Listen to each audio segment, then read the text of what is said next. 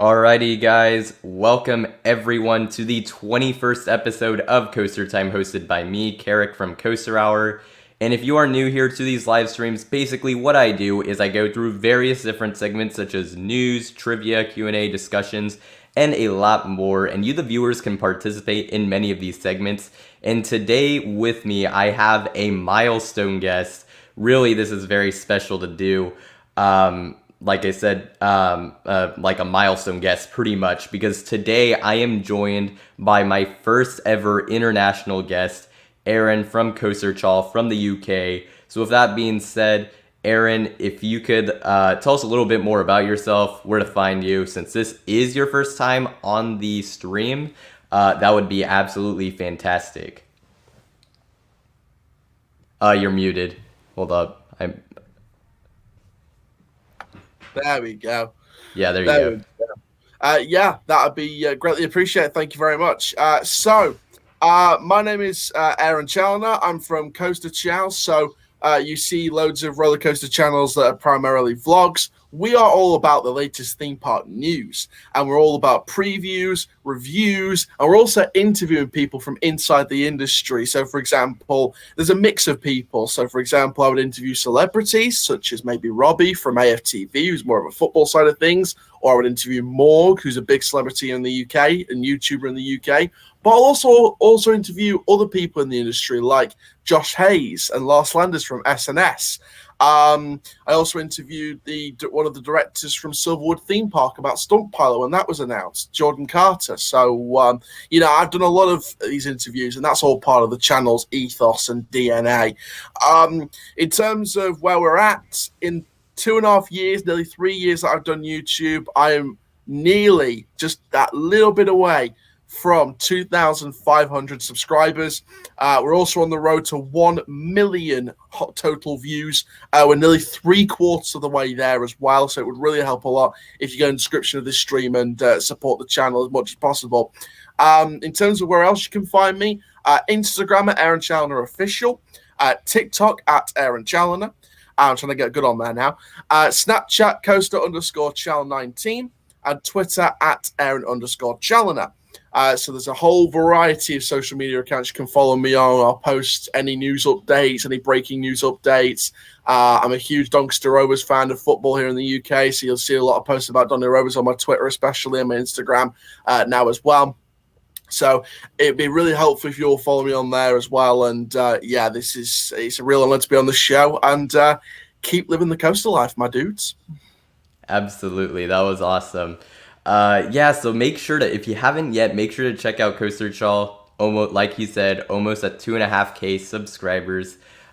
Make sure to subscribe to him. I have the links in the description. I actually didn't put in your football or soccer, depending on where you live, where it's called, channel. I forgot to ask you about that, but that's fine. What's the name of it, just so people can hear it? So that channel is Forever Football DRFC. That's all about the latest news and rumours from Doncaster Rovers Football Club in League One, the third tier of English football. That's on the road now to 1,000 subs, and we've only been. And this Awesome. is our second season on YouTube. The first year we got up to 800 subs. We're trying to hit the 1K during this next season, so it will really help a lot. Awesome. So if you guys are wanting to follow that, make sure to check that out. But yeah, my bad on forgetting that. But let us know in the chat if the audio is good. If it's although I am seeing there aren't as many people watching it. This was a weirdly timed stream, so I figured this could happen. Regardless, there will be plenty of people who will watch afterwards, so not that big of a deal. But let us know. Audio is good. Perfect. With that being said, we're gonna go into the news, so we're gonna go right into that. So I need to actually get that up. I should have done that when you were mentioning your channel, but I'll get that up real quickly. We have quite a bit of news this week, actually, or the past few weeks, really. So we're gonna get right into that very quickly here. With that being said, our first bit of news is the ride opening. So this week we have Adventure Cove at Drayton Manor has opened. That is a new area with a new wave swinger, and I believe they rethemed and did a lot of things with current existing attractions in that area.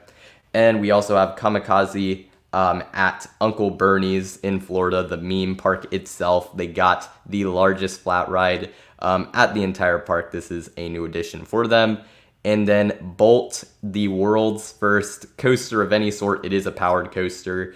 Like at sea, has opened. So it is on a Mardi Gras cruise ship.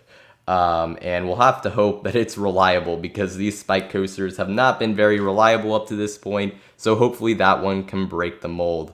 Any thoughts here? Not really on Kamikaze and Bolt, but definitely Adventure Cove. I've been covering this a lot on my channel personally, and it was great to see the progress of this whole area. The main new attraction in terms of brand new attractions, of course, the Wave Swinger.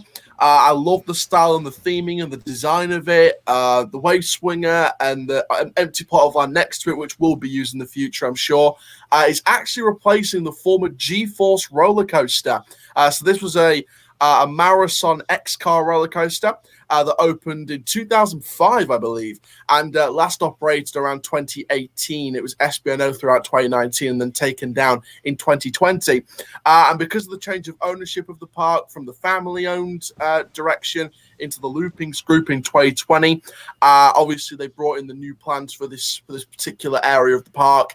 And there was original plans for like a seaside area. There was rumors of a seaside area when the family owned the park still, with some little kids rides here and there. Loopings Group took over and brought in Adventure Cove. Now, Splash Canyon, of course, is the current Rapids ride. That has been rethemed to just the River Rapids. Obviously, the ride went through a horrible accident a few years ago where someone unfortunately passed away. And they made all these safety changes and restriction changes and brought in brand new theming to sort of make it look like a completely new attraction, which I love the park for doing that. And as well as that, of course, bringing in a new play area as well as, touching up little areas around the specific parts of the area. So things like the Shockwave getting a bit of a paint job. Obviously, other attractions and buildings sort of getting a bit of a spruce up, like Maelstrom, the Intamin Gyro Swing, and other buildings around the area. So overall, this was very much one new attraction and a whole refurbishment. So overall, Drayton Manor, really impressed with this area. And I can tell you guys for sure, from my inside sources, there is plenty like this to come in the future. Stay tuned from Drayton Manor, because this is a part you're going to want to watch out for. Yeah, I'd have to agree with you there. I've heard about you talk about what you've been told, and of course, like just seeing this, it really seems like the new direction they're going in with the new ownership is really a great thing for them, and they could be one of the in my opinion, I do think they will become one of the highlight better UK parks that you will have to visit when you're there. So great stuff there for them to get this new area open, and hopefully more in the future.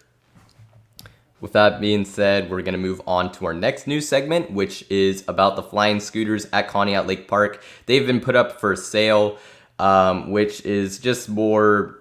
There's been a lot of rumors with this thing in terms of, or with this park, I should say, in terms of what's going to happen with it. Hopefully, well, actually at this point, like I said, there's been a lot of speculation, and this kind of just fuels it even more of whether this is the end of the line for the park or not. It did get sold to someone new. However, there's been reasons to believe that they may not have interest in actually running this plot of land as a park. So we'll see what happens. But regardless, the flying scooters will not be operating there any longer from the looks of it, which is unfortunate. So that is unfortunate. Hopefully someone else picks this up. Yeah, I'd absolutely agree with that.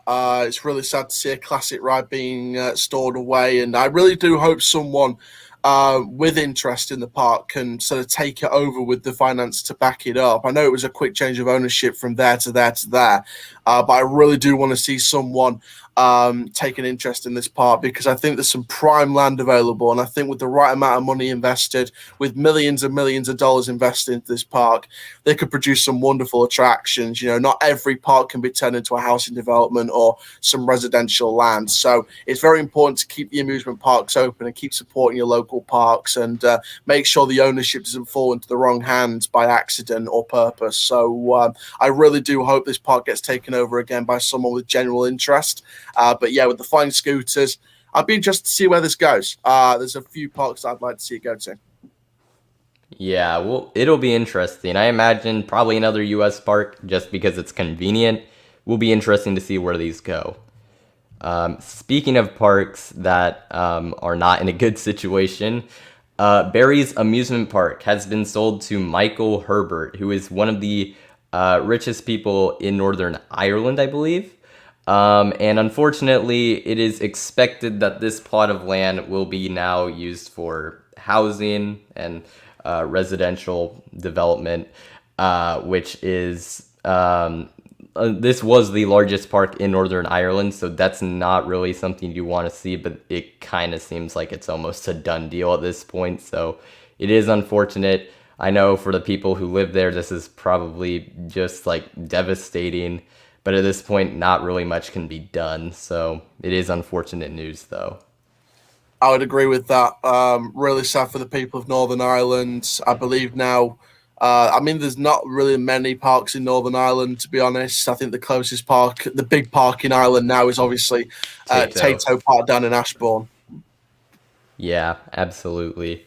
So it is unfortunate to hear about this, but like I said, there's not really much that can be done at this point just from the looks and sounds of it. I did add this in. We'll go into this a little more later, but markers have been spotted at Drayton Manor. We were just talking about it, and you do seem to know a little bit more about this project than most. So we'll go into this a little more later. But if what you've been told is any indication, this could be for something really exciting for the park. Like I said, we'll go into it a little later, like just into specifics and whatnot, if that's fine with you. But no, definitely be on the lookout for this new Drayton Manor project over the next few years. So, I can't wait to talk about it specifically later on, but all I can say at this stage is watch this space. Yeah, so keep an eye on this. This could be something pretty big. Next thing we have is that Universal Studios Japan has begun construction on Phase 2 of Super Nintendo World, which this is expected to be Donkey Kong Country, and it is expected there will be a minecart coaster as well coming here, so exciting to see. I have no idea when this thing is going to open, but I just want to see one of these fully complete Super Nintendo worlds be done, and it definitely looks like Japan's going to be the first one to get it completely done, so I'm excited to see it for when we actually get to see the whole thing complete. And to be honest, we have the one here in Hollywood. I'm actually going to probably try to avoid visiting it just because it's so small. I want to get the full experience, so super exciting stuff here. Absolutely agree. Nothing more much to say on that. I think this is a wonderful looking area, beautifully designed, theming levels absolutely up the max. And I really hope we do get some kind of Super Nintendo World across the rest of the Universal chain. I think this could be a big success.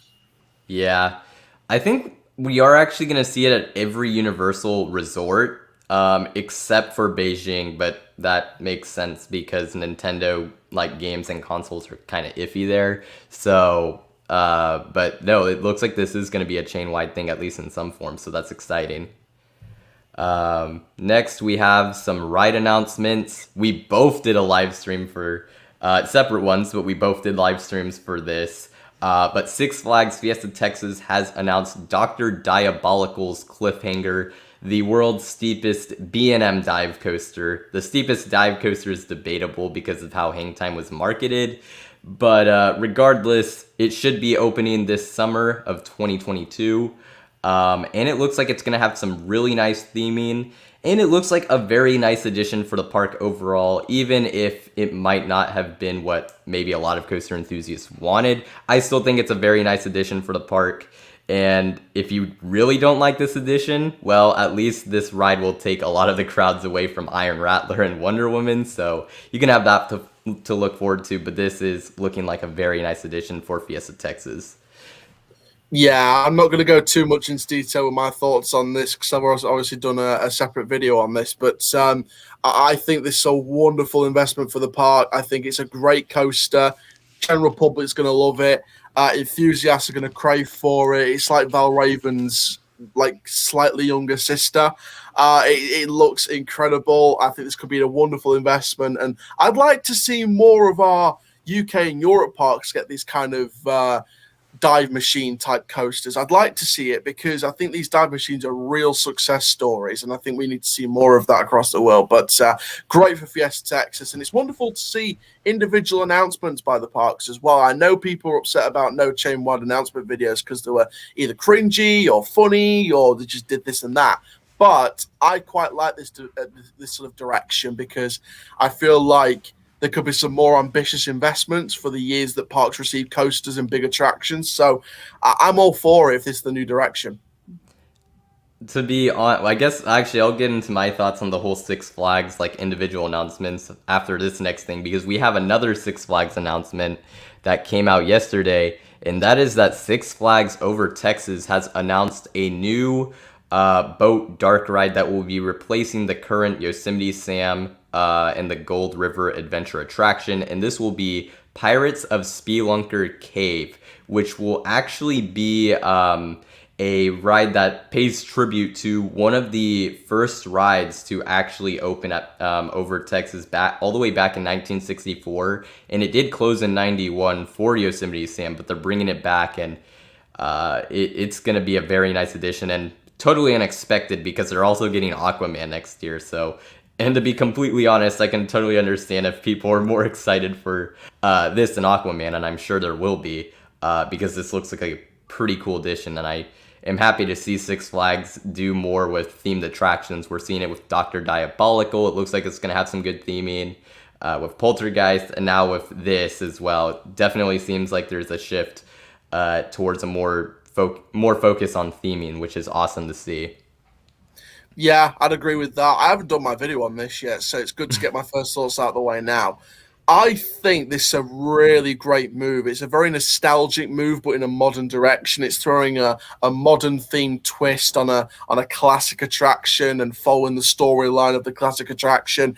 I believe, and from the looks of it, I think this could be like using the storyline of the original attraction and sort of revamping it as if the sequel to the storyline of the modern attraction. So I think this could be a really smart investment for Six Flags. And, you know, I covered the closure of Yosemite Sam a couple of years back when the channel first started. And, you know, it was an interesting closure and why it closed. And I was interested to see what would come in its place. And we hadn't heard anything for about a year or so. And then we sort of see this pop up, and it's, you know, really wonderful to see such a nostalgic attraction from the history of the park brought back to life. I think it's a wonderful investment, a very smart investment for Six Flags. Yeah, I'm excited for it. I mean, I agree. I do like this, and I'm happy to see them actually, like I said, totally unexpected just because they were already getting Aquaman next year, but definitely a welcome surprise. And the whole single announcement thing just with these two already, it's starting to grow on me a little bit.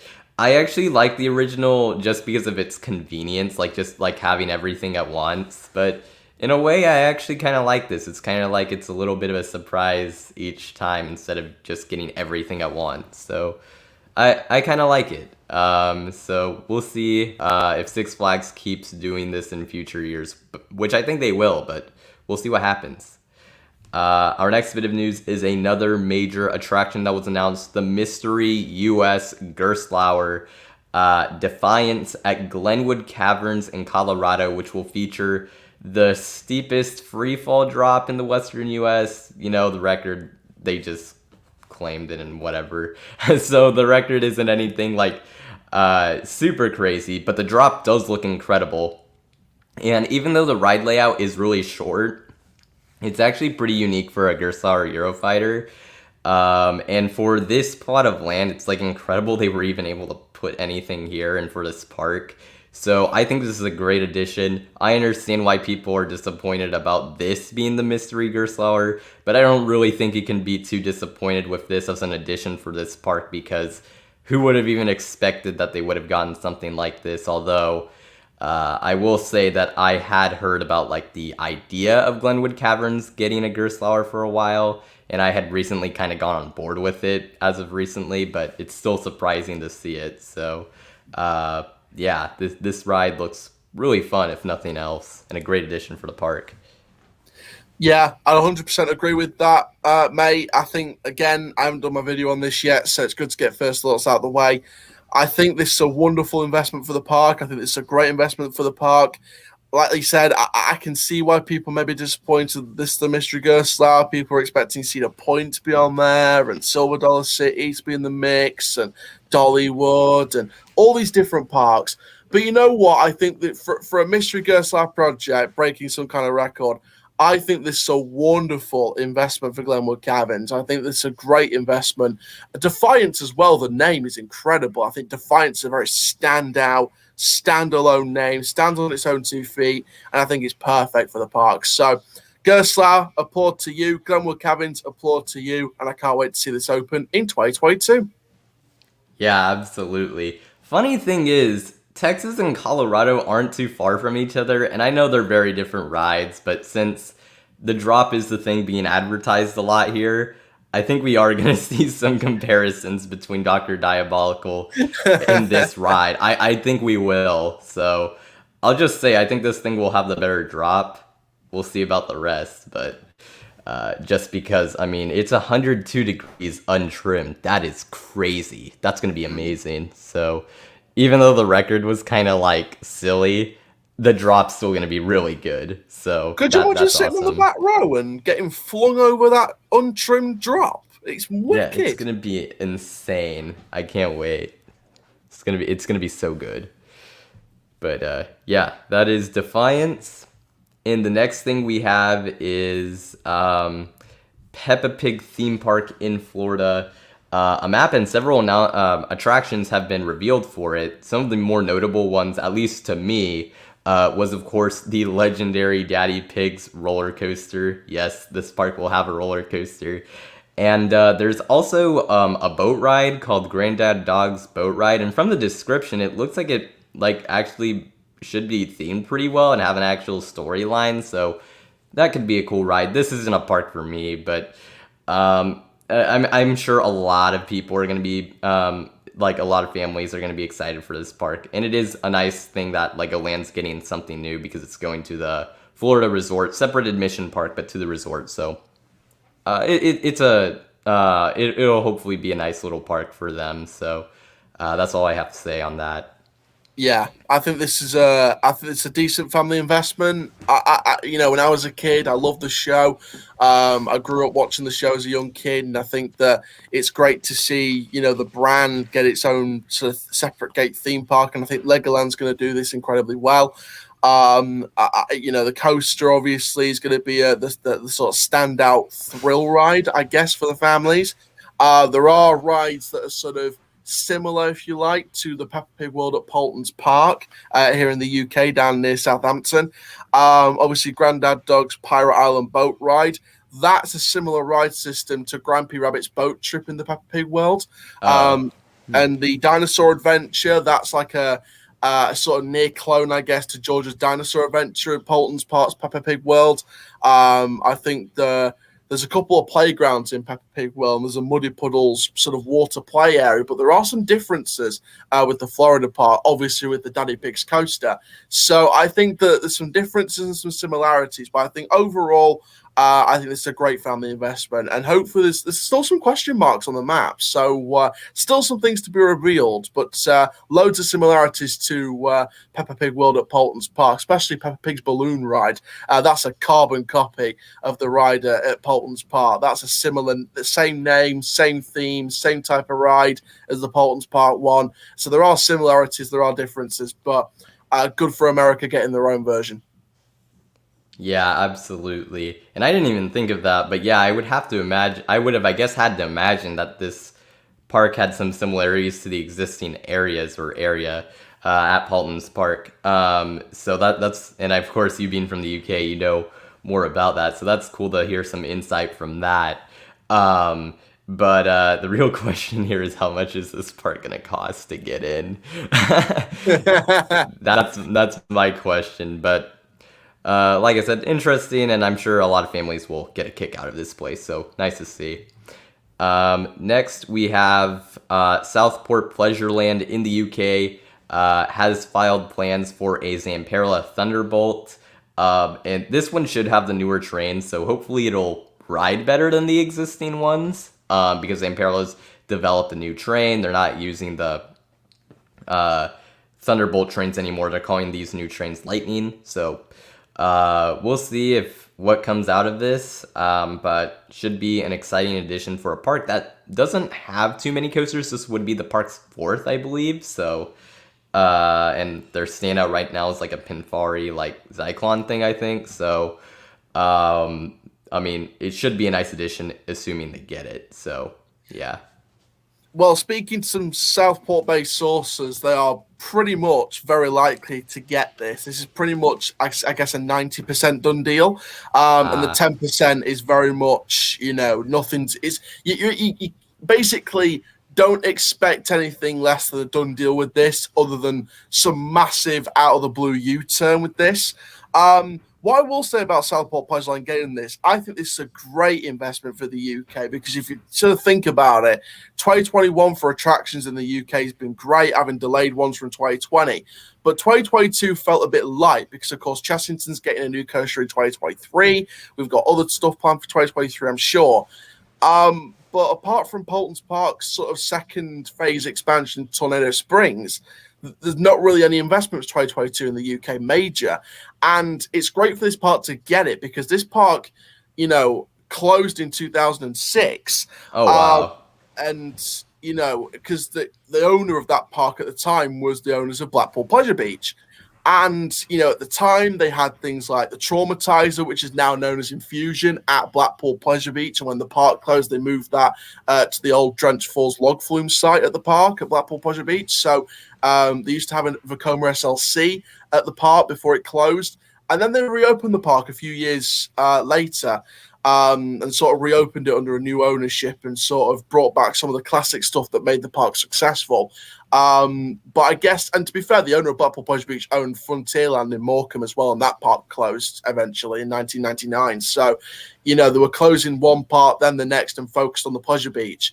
And Southport Pleasureland was reopened a few years later by new ownership. So, and they got this new 99-year lease on the site, so they're going to be putting loads of new long-term attractions on the site and bringing in some new long-term attractions as part of the 99-year lease, and this is practically one of them.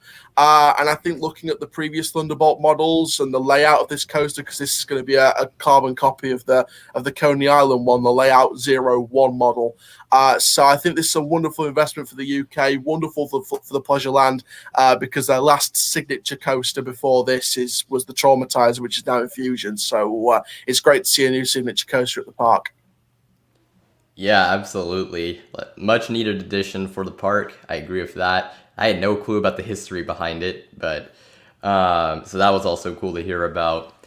But my only thing is, like I said, I really hope Zamperla learns from their other Thunderbolt models, and they have the new trains and everything. I hope they figure out a way to make it a more comfortable experience, because I've heard the first few are a little iffy, putting it nicely. So yeah, but should be a nice ride for them. So that's exciting. Next, speaking of Zamperla, they have announced a new family coaster model. I'm not gonna go super long on this. Basically, it's kind of like an extended version of their their gravity coaster, but some of them feature like a little launch toward the end of the ride. It doesn't really do much, but it's there. I don't know, honestly, how many parks are actually going to get this, but I guess they're putting it out there, and it's one of probably a few new concepts that they're going to reveal this year, just following them on social media. So it is what it is. We'll see what happens with this model. Yeah, Yeah, absolutely agree. The orange one kind of reminds me a bit of the old mini mine train coaster at Flamingo Land that was relocated from American Adventure. You're just missing the mine car at the front, like the big runaway train structure on the front of the car. But I could see a couple of smaller UK parks maybe getting this.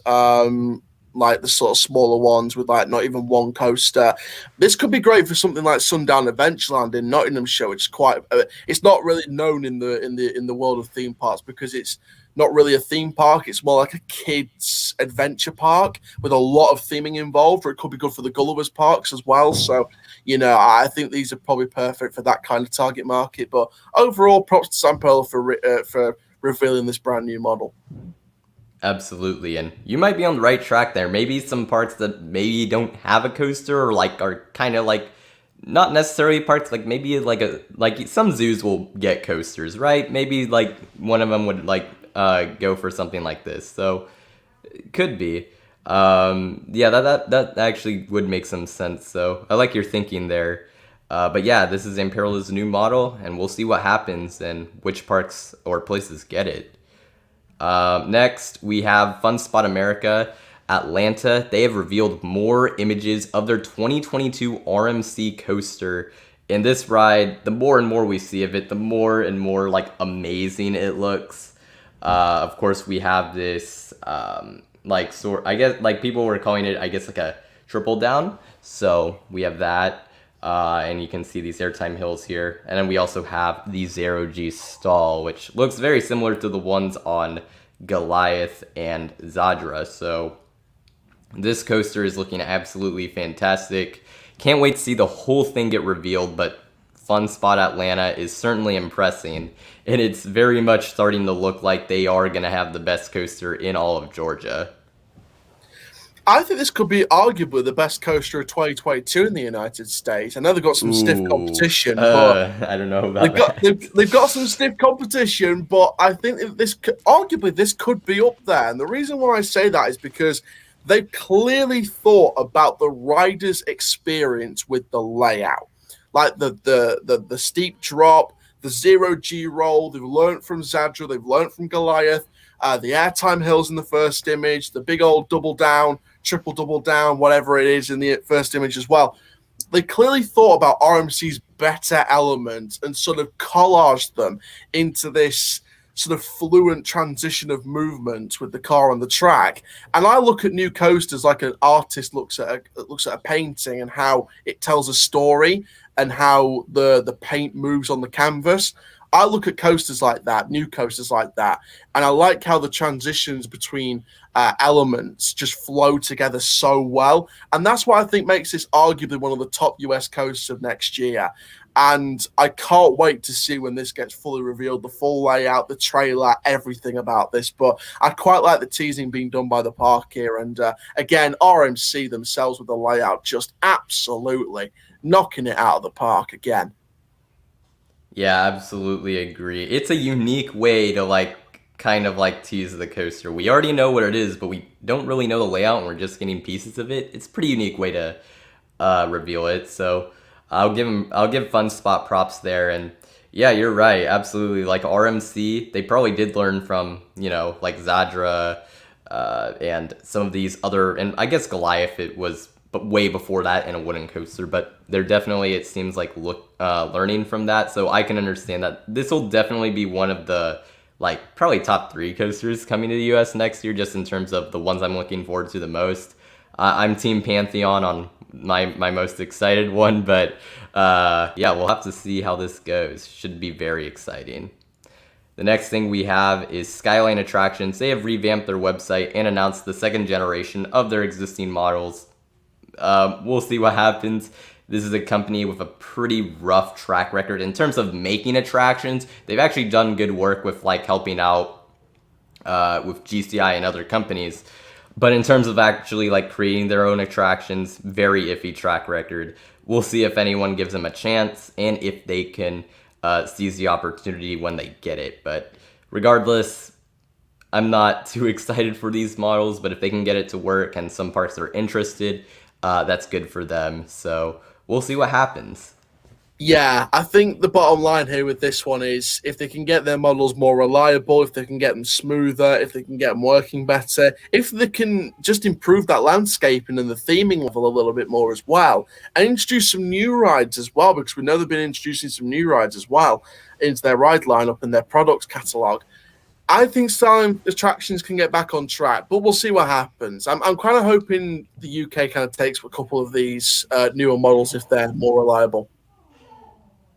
Yeah, you were absolutely right about it being like reliability. They need to get that done, and they did say that these will be more reliable. But I think you're also on the right track with the theming, and just from some of their more recent concepts, um, it looks like that is the direction they're heading, like theming it more. So I think you're absolutely right there. So we'll see what happens with these attractions. Next, we have Vekoma. They have revealed on their Instagram page that they like just new track for a family coaster going to Tato Park next year, according to the account. We don't really know what model this is. I don't believe it's actually been confirmed, but it did say family coaster on the post. We'll see what this is, but Tato Park definitely just a park on the up and up, and definitely exciting plans in the future. It looks like so. There's just more of it, so it's nice to see. Yeah, I think I grew up watching Tato Park grow and grow, and I remember when they were. I remember when I was like getting into my teens for the first time, and just seeing just seeing the park just get that first coaster, 2016, the Kuka Lane wooden coaster from Gravity Craft Corporation, and just seeing the park grow from there. They've got the permits and the green light for the 2023 coaster as well, the Vekoma suspended thrill coaster and the family boomerang from Vekoma intertwining with each other. It's going to be wonderful to see that. I'm not going to lie, I've heard nothing about this coaster for 2022. I have a sneaky feeling it's going to be one of the smaller family coasters, like their version of a Sierra modern Tivoli, I guess, but of a Coma version.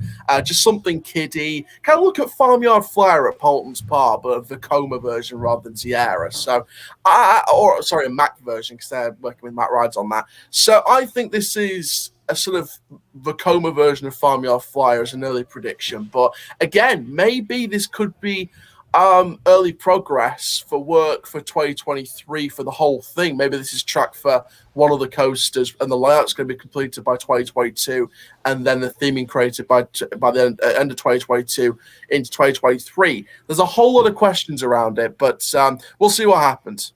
Absolutely. Like I said, I think I may have said this earlier. If I didn't, it is worth noting Vekoma did say this coaster was opening next year in the post. Course, that's I think ultimately up to the park. Rather than Vekoma, of course, they can get all the track work done, but it's really up to the park. So we'll see. They've probably been communicated though that they have plans to open it next year. We'll see what happens. If you hear noise in the background, I have my little cousin here, so that's that. So, but otherwise, should be interesting to see just what Tato Park is getting, like outside of their STC, of course, which is like the big thing. So yeah. Next we have King's Dominion. They are announcing their 2022 attraction on August 12th. Aaron is actually going to be doing a stream for that. I will be in school, so even if I wanted to, I couldn't.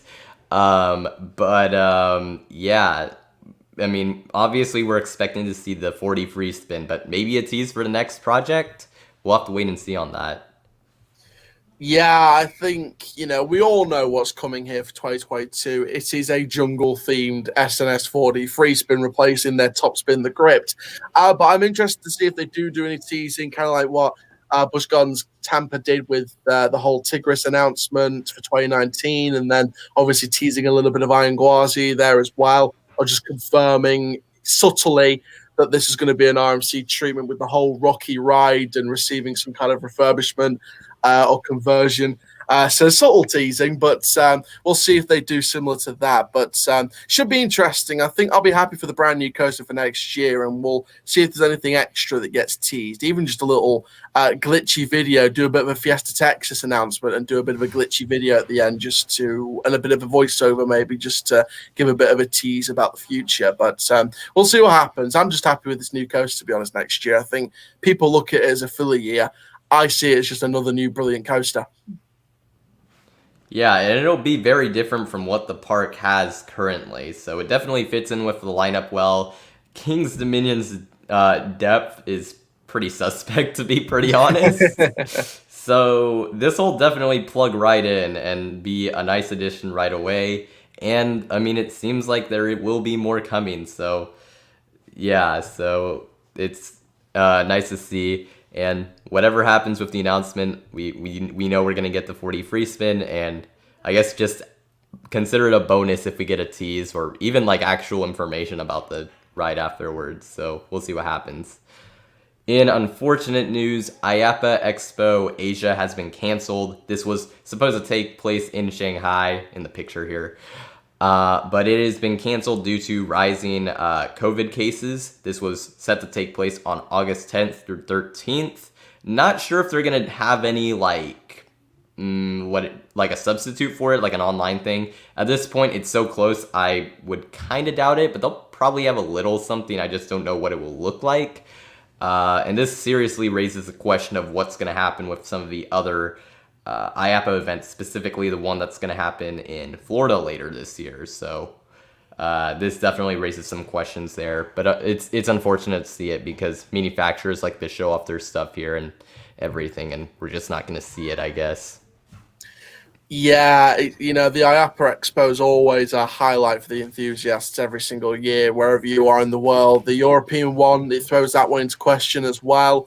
I think that's around about September, I believe. I might be wrong about that, but it throws into question that one. So we'll see what happens. But with the European Expo, but IAAPA is such a huge show.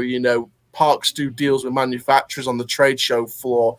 The whole story about Gatekeeper back in 2013, and one of the guys from Cedar Point sent to find stuff on the trade show floor and bumped into B&M, and they talked about the wing coaster and what they were doing with that at the time, and that's where the talk started as part of the Gatekeeper documentary by Devin Olson, and that's where the latest new attractions are created for the parks, and it's a shame to see, but hopefully they do have some kind of late substitute, and if not, hopefully fingers crossed there will be the Asia Expo next year.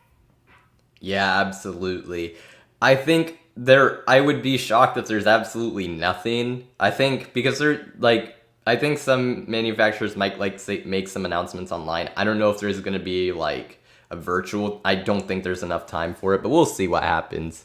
But hope for the best for the next few, and obviously Asia's Expo next year is definitely like the big thing out of this. Just gotta hope for the best for the rest of the events and just the entire COVID situation as a whole. So yeah. The next thing we have is Disneyland California has revealed the Magic Key program, basically the successor to the annual pass program they had previously.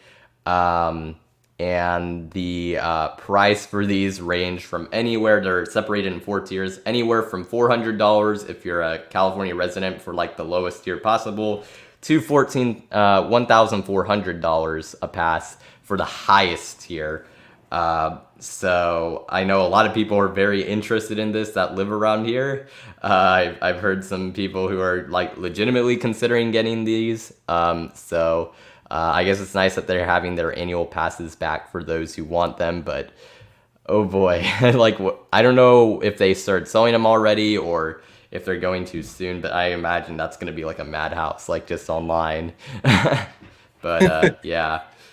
Yeah, this is going to be a real Disney-fied chaos theory once these go on sale if they haven't already. So be prepared for Magic Stampede. Yep, there you go, exactly. But yeah, that's Disneyland.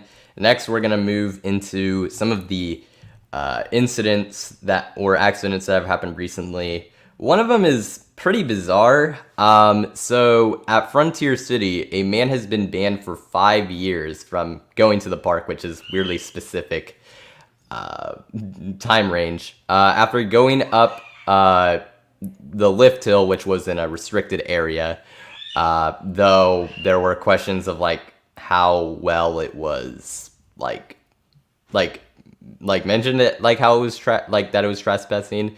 But they basically were gonna provide water to guests stuck on the ride because they were stuck, I guess, at some point during the lift hill. So that happened. Very weird situation. Like I think the guy had good intentions, but you just can't like go into places that like it's only for staff only. So like I said, very weird situation. But that did happen.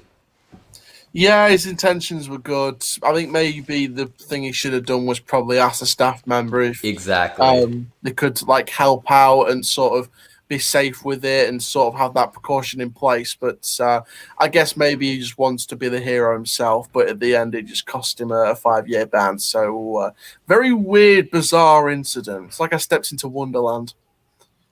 Yeah, that is, like I said, very weird. In other news, this is a lot bigger than just parks, really. The floods that have been taking place in Europe, specifically Germany, the Netherlands, and Belgium have all been affected, along with probably a few other places. So with like, I believe, like with like, I think last time I checked, there were over 200 who had passed away from this. So it's a very tragic, just situation in general, and I hope for the best for those who have been affected, like their homes and everything. You gotta hope for the best for them because, like I said, this is just a very tragic event and situation that you never want to see. But as it does relate to parks, Wallaby Belgium will not be reopening until at least October, which is like just mind-boggling, just because of all the work that's going to have to be done to get it ready and to clean up the park and just repair whatever damage has been done. And that's at least. It could be even longer at this point. And yeah, Wallaby wasn't the only park affected by this. I covered the other few, but at this point, this is one of the most significant things park-wise. But obviously, like having, like I said, like over 200 people lose their life is just awful and very tragic. Yeah, over here in Europe, we've been really keeping up to date with everything that's been going on with the floods, and we send our hearts and prayers out to every single person in Europe affected by this, all the people with family members that have been lost during this flood, and it goes way beyond theme parks with this, and I want to give a shout out to the Wallaby team that's been working the shifts trying to clear out the damage, and you all work so hard. We want to give you your praise and your gratitude that you deserve for working those shifts and helping move the damage. Also to the other parks affected as well, I send my heart out to you guys and the teams there working the shifts to get rid of the damage. This affected a lot of people way beyond theme parks, and really, really heartbreaking events here in Europe. Even if we weren't affected in the UK, we were affected by these floods. We felt touched by the events of what was happening in Europe. So hopefully they can clear the damage soon. But even more bigger than that, we hope we can see more people rescued, more families, getting back to their homes and trying to rebuild their lives as much as they can. But very tragic events. Yeah, absolutely. I just hope everything goes well with clearing the damage. And a lot of people lost their homes as well, so hopefully they can get that figured out. Just like I said, very tragic situation in general and much larger than just parks, as I mentioned. But yeah, with that being said, we're going to move on to another incident that happened, pretty minor, but a fire broke out at Fantasy Island in England. Nothing real major here. I only decided to mention it just because in case there was any, just confusion over it. Basically, all that happened was a stray firework went off and destroyed 6 containers, but it didn't really do any damage to any rides or harm anyone. So not that big of a deal, but definitely not something you want to see just in general. But it wasn't that major. No one got hurt. No rides were damaged. But just wanted to mention it just so there wasn't any confusion there. Yeah, very minor incident. Really glad that no one was harmed. Glad that none of the rides were affected. And we paid tribute to the 6 containers that perished. Yeah. So that is Fantasy Island. And then the next bit of news, second to the last thing we got, Pandemonium at Six Flags New England has vallied. Not entirely sure if it's, I imagine it has reopened at this point, but that happened on Friday, July 30th. And they had to get I think one of those like crane things or whatever they call them, cherry picker, I believe, to actually do some work on that. So that's not something you want to see. But no one was hurt. It just was something that happened once again. Yeah. Hopefully it should have opened by now, and hoping for the best, really. I think this is a decent coaster, so hopefully back in operation soon. Yeah, I think it's already reopened. I may be wrong on that, so yeah. And then the last thing here is, and I'll say before that this technically wasn't confirmed by a park, so I'll just say that ahead of time in case like there is information that changes, but it seems like this is what happened. But a wheel actually ended up falling off on Stunt Pilot, I believe 2 to 3 days ago, which is Stunt Pilot obviously being a second generation RMC Raptor. And it appears that RMC had Six Flags Great Adventure close Jersey Devil Coaster once again as a precaution and just to do inspections. We don't know that this is for sure the reason they closed it, but following the accident, it has been closed. So it seems pretty likely this is the reason why it is. They just want to make sure everything's good. No one was hurt. And it just literally all that happened was like a wheel fell off. The ride I don't think even vallied. But pretty strange stuff just in general. Just more to add on a weird year in terms of incidents. Yeah, I think just simple incident, really. Thankfully, no one was hurt, no one was involved in it, and fingers crossed we can get those rides moving again. Absolutely. But yeah, pretty crazy stuff just in general. And that's going to wrap up the news. Quite a bit to go through, like I said. A lot more was coming in toward the end there, just a few days before the stream. So that's pretty much that. And with that being said, we have quite a few more people on here, which is great to see. Awesome. We're going to move on to the first Q&A, and I have the quiz link pinned, I believe. So if you want to go on the quiz, you can do that. But as of right now, you can ask any questions. They can be for Aaron, they can be for me, they can be for both of us, doesn't matter. And we'll try to answer them. And if we don't get to them before we move on to the quiz, then we'll give you an opportunity to ask those questions in a second and even third Q&A segment. So yeah, lack of maintenance due to COVID, absolutely. I think that's definitely playing a role. I think one of the other things is we've seen some train bumps, like Jersey Devil had one, Shivering Timbers. Probably, I could also say potentially lack of training there for ride ops. So which would also come as of COVID because of staffing issues, at least here in America. So COVID, I think definitely does play a role in all this stuff for sure. I don't think you can say it doesn't, because this is like kind of crazy, just all the stuff that's been happening. But yeah. Okay, here we go. What do you think of the new Six Flags heading towards the Cedar Fair model? That's kind of a theory at this point, but I know Airtime Thrills just did a video yesterday on it. Like, it definitely seems like they're moving a little closer to it. I don't think they're gonna replicate it entirely. I think it could be a good thing, just like having more meaningful additions, like spending more for certain parks. Instead of necessarily just giving every park a new ride. The only issue I have with that is I wonder what will happen with like some of the more already neglected parks. Will they become like a Michigan's Adventure? You hope not, in terms of like what they get. like on a yearly basis, which is like barely anything. They don't really get anything. I think they've had like 2 editions within like the last 10 years. So you hope that doesn't happen, but there's probably good and bad things that will come from this seemingly new direction they're going in. What are your thoughts? That's worse than Thorpe Park getting no coaster in 10 years. They've barely got an attraction in 3 or 4 years, so that's bad enough for us. We're dying for a coaster at Thorpe Park or some kind of new ride of some sort, because that's been neglected a lot over the last few years, in my opinion, at Thorpe Park. And some of the parts like Six Flags America, Six Flags St. Louis, if they can't be bothered to add major rides to that park, someone take over those parks, because I'd love to see a Raptor at St. Louis. I'd love to Absolutely. see RMC Boss at Six Flags America. These are the things we want to see. These are the things we St. need Louis, to but see. yeah.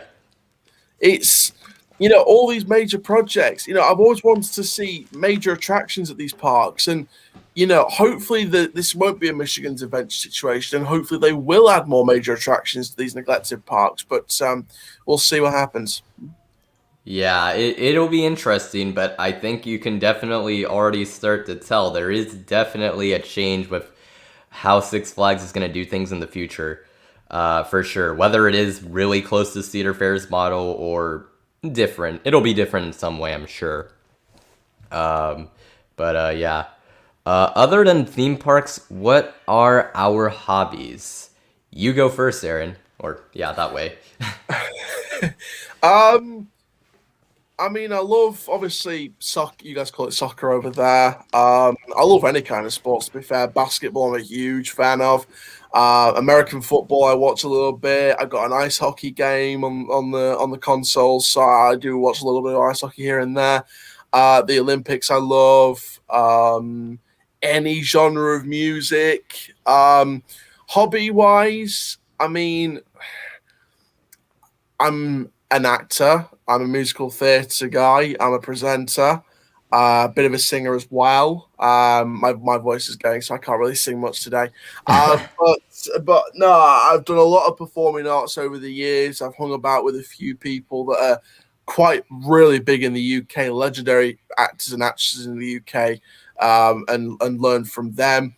One legendary American actor that I got my first ever advice from was the Fonz from Happy Days, Henry Winkler, that came to Doncaster nearly decade and a half ago now to do a book signing, and I got the advice from him, the first advice about acting and what to do in acting in the industry, and that advice has stuck with me. It stuck with me all the time. So the first piece of advice I got was from the Fonz, and I always kept that with me. So apart from sports and acting, not a lot. I'm not going to lie.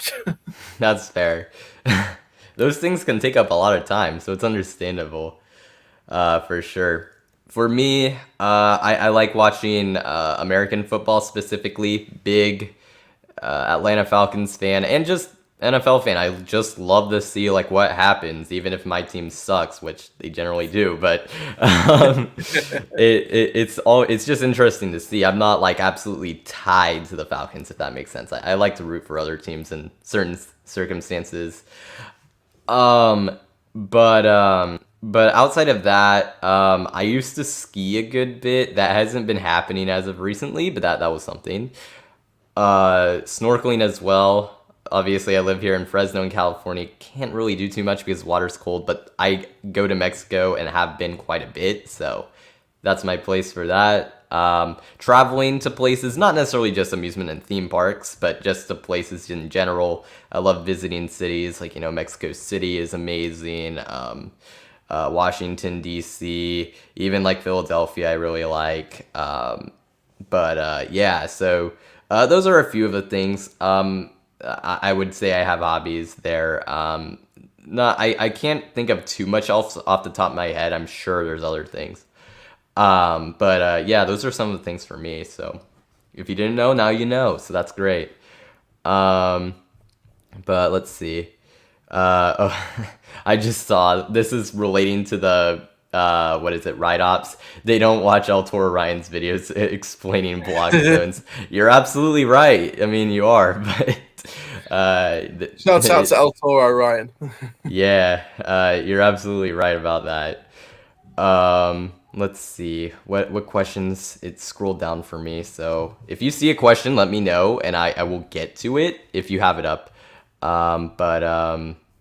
You, Aaron, specifically. But Yeah. let's see. It's the problem with StreamYard is when it scrolls down, it's so annoying. Yeah. I mean, Asterix says, "Is there any more news on El Toro?" I've not heard No, much. not No. nothing. There's nothing on it. I mean, there was like they were retracking some parts, but that was weeks ago, I think, at this point. Yeah. So Do you think we're getting towards the? I'm not saying we're getting towards the end of its lifespan, but do you think we're getting closer and closer year after year with all the maintenance that's been done to it over the years? no, I don't think so. I think El Toro's gonna be fine for a while. Yeah, that's a reasonable concern, but Yeah. I think it's fine. I think that is a ride that maybe it's getting a little overblown. I've always thought the Sky Rush thing, like its thing, everyone's like, oh, it's only got like a few years left. I'm like, that's completely overblown. Yeah. But what I will say is the next time RMC steps into Great Adventure, it will be to do over El Toro. Oh God, we'll see. I mean, could you imagine El it, Toro's first drop and then that zero G stall underneath a decade or so down the line?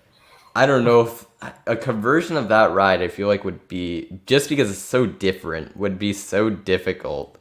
I mean, that would be quite the project if that happened. I don't want to see it happen, but we'll see. I think it would only happen, in my opinion, if it was, if there was no way of going back into maintenance in the ride. I think if there was no going back, then you get RMC to not rip it up, but just make it a more reliable, better ride if it was under a lot of stress. Yeah, I could see that. Well, that is some. I don't see that happening anytime soon, but who knows? What are our coaster counts? I don't know if you keep count, but what's yours? I think I lost count about a year ago. Where were you at? You just by estimate. Well, see, the thing is, I've not done any parks abroad apart from one. That was Disneyland Paris. So mainly it's been UK parks, and I've still got a few UK parks that I'm missing out on. Only two major ones, but the rest of them are like little pier parks and like only one coaster parks and no coaster parks. But mainly it's like Alton Towers, Thorpe Park, Blackpool, that kind of thing. So I guess I'm sort of nearing towards the 50, 60 mark, I guess. That's solid.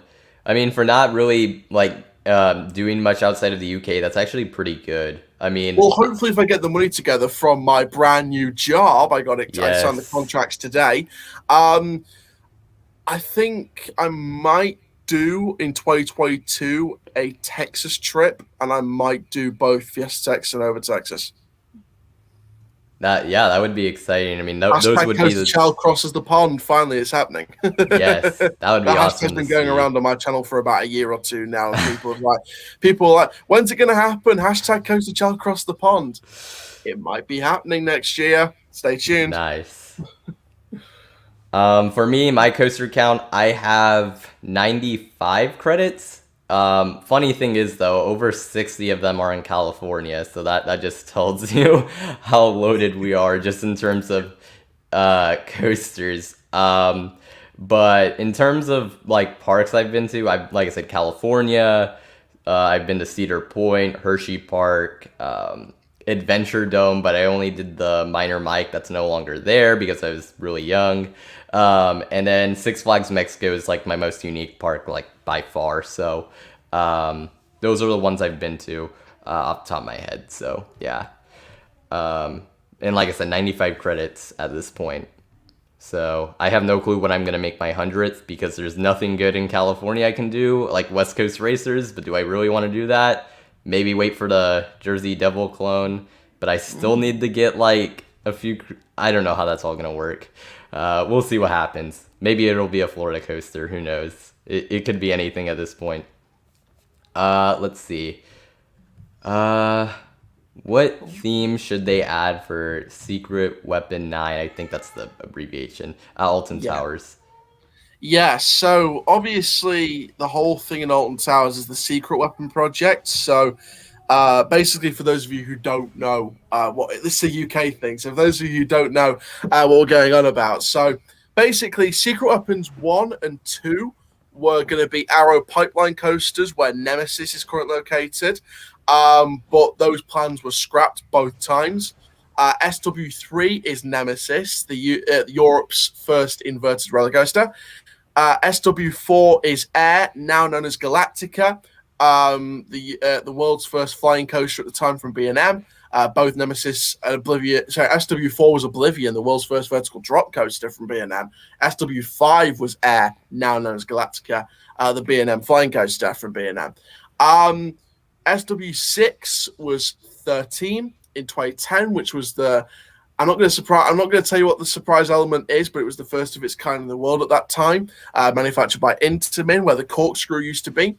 SW7 was, of course, the Smiler on the Black Hole site.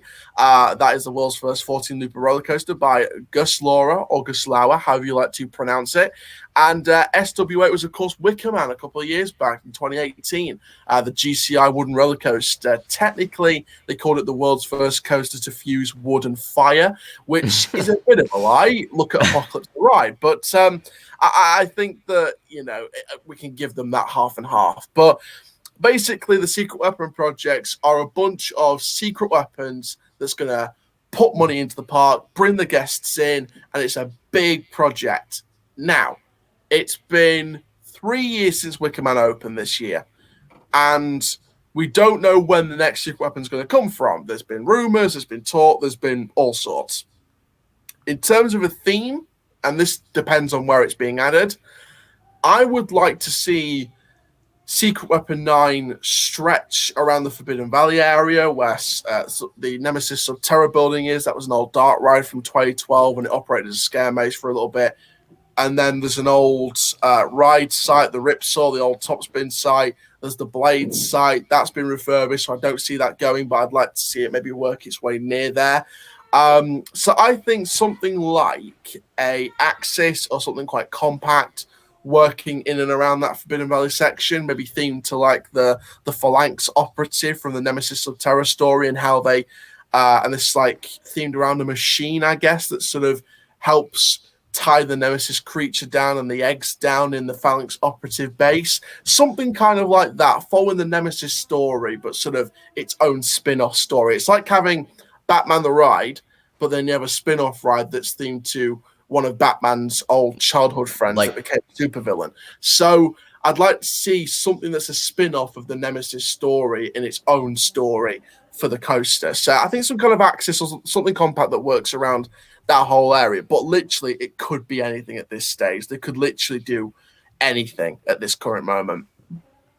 Yeah, we'll have to see whenever they get to this what it'll look like, but should be There's been rumors it could be 2023 or 2024, but I wouldn't think it was 2023 because of what Chessington's doing with their rumored launched B&M wing coaster for families in their new Amazon land for 2023. So I think maybe 2024, maybe even 2025. That's probably my estimate at this point. That's fair. Okay, so guys, like I said, we're doing Q&A right now, but we also have the quiz link up in the chat, so make sure to join that if you haven't. I see we have quite a few people on here. It's just I maybe didn't communicate that super well, but it is the pinned comment, right? Yeah, it is. Okay, yeah. Good. I was like, if it's not, I'm like, I messed up. Yeah, so make sure to get in there. We'll answer a few more questions. But with that being said, we'll go on to the next question. Will Cliffhanger be the new Six Flags purchase? Oh, like are you asking if they're gonna clone it? I don't think so. I think there's probably gonna be more B&M dives. It doesn't matter at the end of the day for most people, but it would be a shame if they did clone it just because this ride seems so specific for Fiesta Texas, like the way they did the theme and everything. It would be a shame, in my opinion, if they cloned it. Like I said, doesn't matter. No. But I would like to see different models of this. I think this model is specific for Fiesta Texas. If they're going to put more dive machines, if they're going to bring in a dive machine to every Six Flags park eventually. I'd like to I see it doubt be that, different. I'd like to see it be different models. Knowing Six Flags, even though they're going in a new direction, I'm probably fully expecting them to clone one model 2 or 3 times to some of the sure. lesser parks like the Great Escape, La Ronde, that kind of thing. But some of the bigger parks like the Great America, even Six Flags America to an extent, New England over Georgia, St. Louis could be included. I'm expecting different models, but I think some of the lesser known parts like the La Rondes and the Mexicos maybe something like a cloned model. But I mean, I'd like to see a dive machine in every Six Flags park. So it gives every state at least one. So it should be interesting. I wouldn't call Six Flags Mexico a lesser park in terms of No, investments. they've been rising up. They've been rising up the ranks. They've been getting pretty good like obviously not top tier, but I mean over the last 7 years they've gotten an RMC, Crazy Flat Ride. Yeah, I guess some other parks are getting that too now. But I think compared to Magic Mountain, they call Mexico a sort of lesser park compared to the likes of Magic Mountain and Great Adventure. But Mexico is a wonderful park with some rising improvements over the years. So I'd like to see a new model maybe for Mexico. yeah, we'll see. That would be a park where I think a dive coaster would fit in perfectly because Mexico's steepest they don't really got any. dives. Well, Latin America's right. Yeah.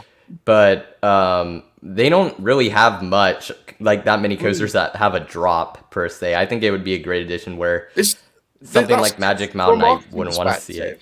From a marketing perspective, because my dad's a creative director, so from a marketing perspective, this is perfect marketing for Latin America's tallest, fastest, longest, and steepest dive coaster. This is perfect. Hopefully, maybe in 2023. Yeah, we'll see what happens. That's even though I like that park, and like I said, I'm not the biggest fan of dives. I think that would actually be a good one to put it in. I don't feel that way for Magic Mountain though. I'm pretty sure I've said such. The only time they'll put a dive coaster in is probably to replace like Viper or something. That would be a waste of that land, to be honest. We already have Hang Time and Emperor. I don't think we need it, so we're good in our area. Different. Let's do something really, really different to the other ones. Like we're talking the longest layout of any beyond vertical drop coaster in the world, or something like ridiculous like that, or the most inversions on a dive, like the first 10 looping dive coaster, or something ridiculous like that. That would be something, but we'll see what Magic Mountain. I think Viper will have to go at some point, so it'll be interesting to see what they do with that plot of land. I want to ride it before it goes there. Yeah, definitely, for sure. Let's see. Is Lil Phantom the best coaster in the world? I'm still trying to get on the clone here. We have a clone here in Fresno, believe it or not, of Lil Phantom. So I haven't ridden it. I can't say, but it's very high on my bucket list. I'm sure it's gonna be like in my top 5 at worst. So it definitely looks elite for sure. To be fair, Lil Phantom it's a decent coaster, but that's underselling it. Yeah, underselling it indeed. I mean, we'll see. I mean, I think you're talking about the one at Playland Fresno, I'm guessing. Yeah. Rotary Playland in Fresno. Yep, that's it. Yeah, roller coaster. Funnily enough, we used to have a coaster called Roller Coaster, but now it's known as Nickelodeon Streak. But yeah, I wouldn't say it's the best coaster in the world. I think there's just a couple that could top that, like Taron or Zadra. But I think that it could be one of the best kids coasters in the world. I'll have to go and ride it for myself at Kennywood, but we'll see. Yeah, we'll see. But I just saw, and I've been wanting to get to this. Favorite dark rides? I've answered Not this Darren Brown's before. Ghost Train. I figured that would not be your answer. Oh my God. Like, you Americans do not understand how much we detest that ride when it's not working 100%. Even if it's not working if it's working 85% or 80% or even 75%, we're like, we can manage. If you're waiting at least an hour for a ride that operates 50-50, you're detesting that ride to the bottom of your core. if you're a UK enthusiast. We've got like there's enthusiasts that like it, but we've got this hidden core cult group hate for Darren Brown's Ghost Train and how much money they've wasted on that thing. And that's nothing against Darren Brown, the guy, because he's a wonderful guy and a brilliant illusionist. But the ride is just pants. So that's definitely not on my list.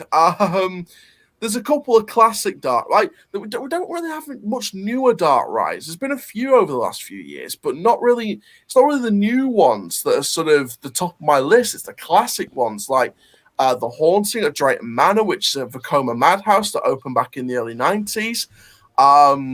You got Hex Alton Towers that opened in my birth year, 2000.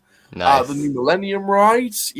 I've been connected to Hex for a long time with obviously the birth year connection. So I love that ride to bits.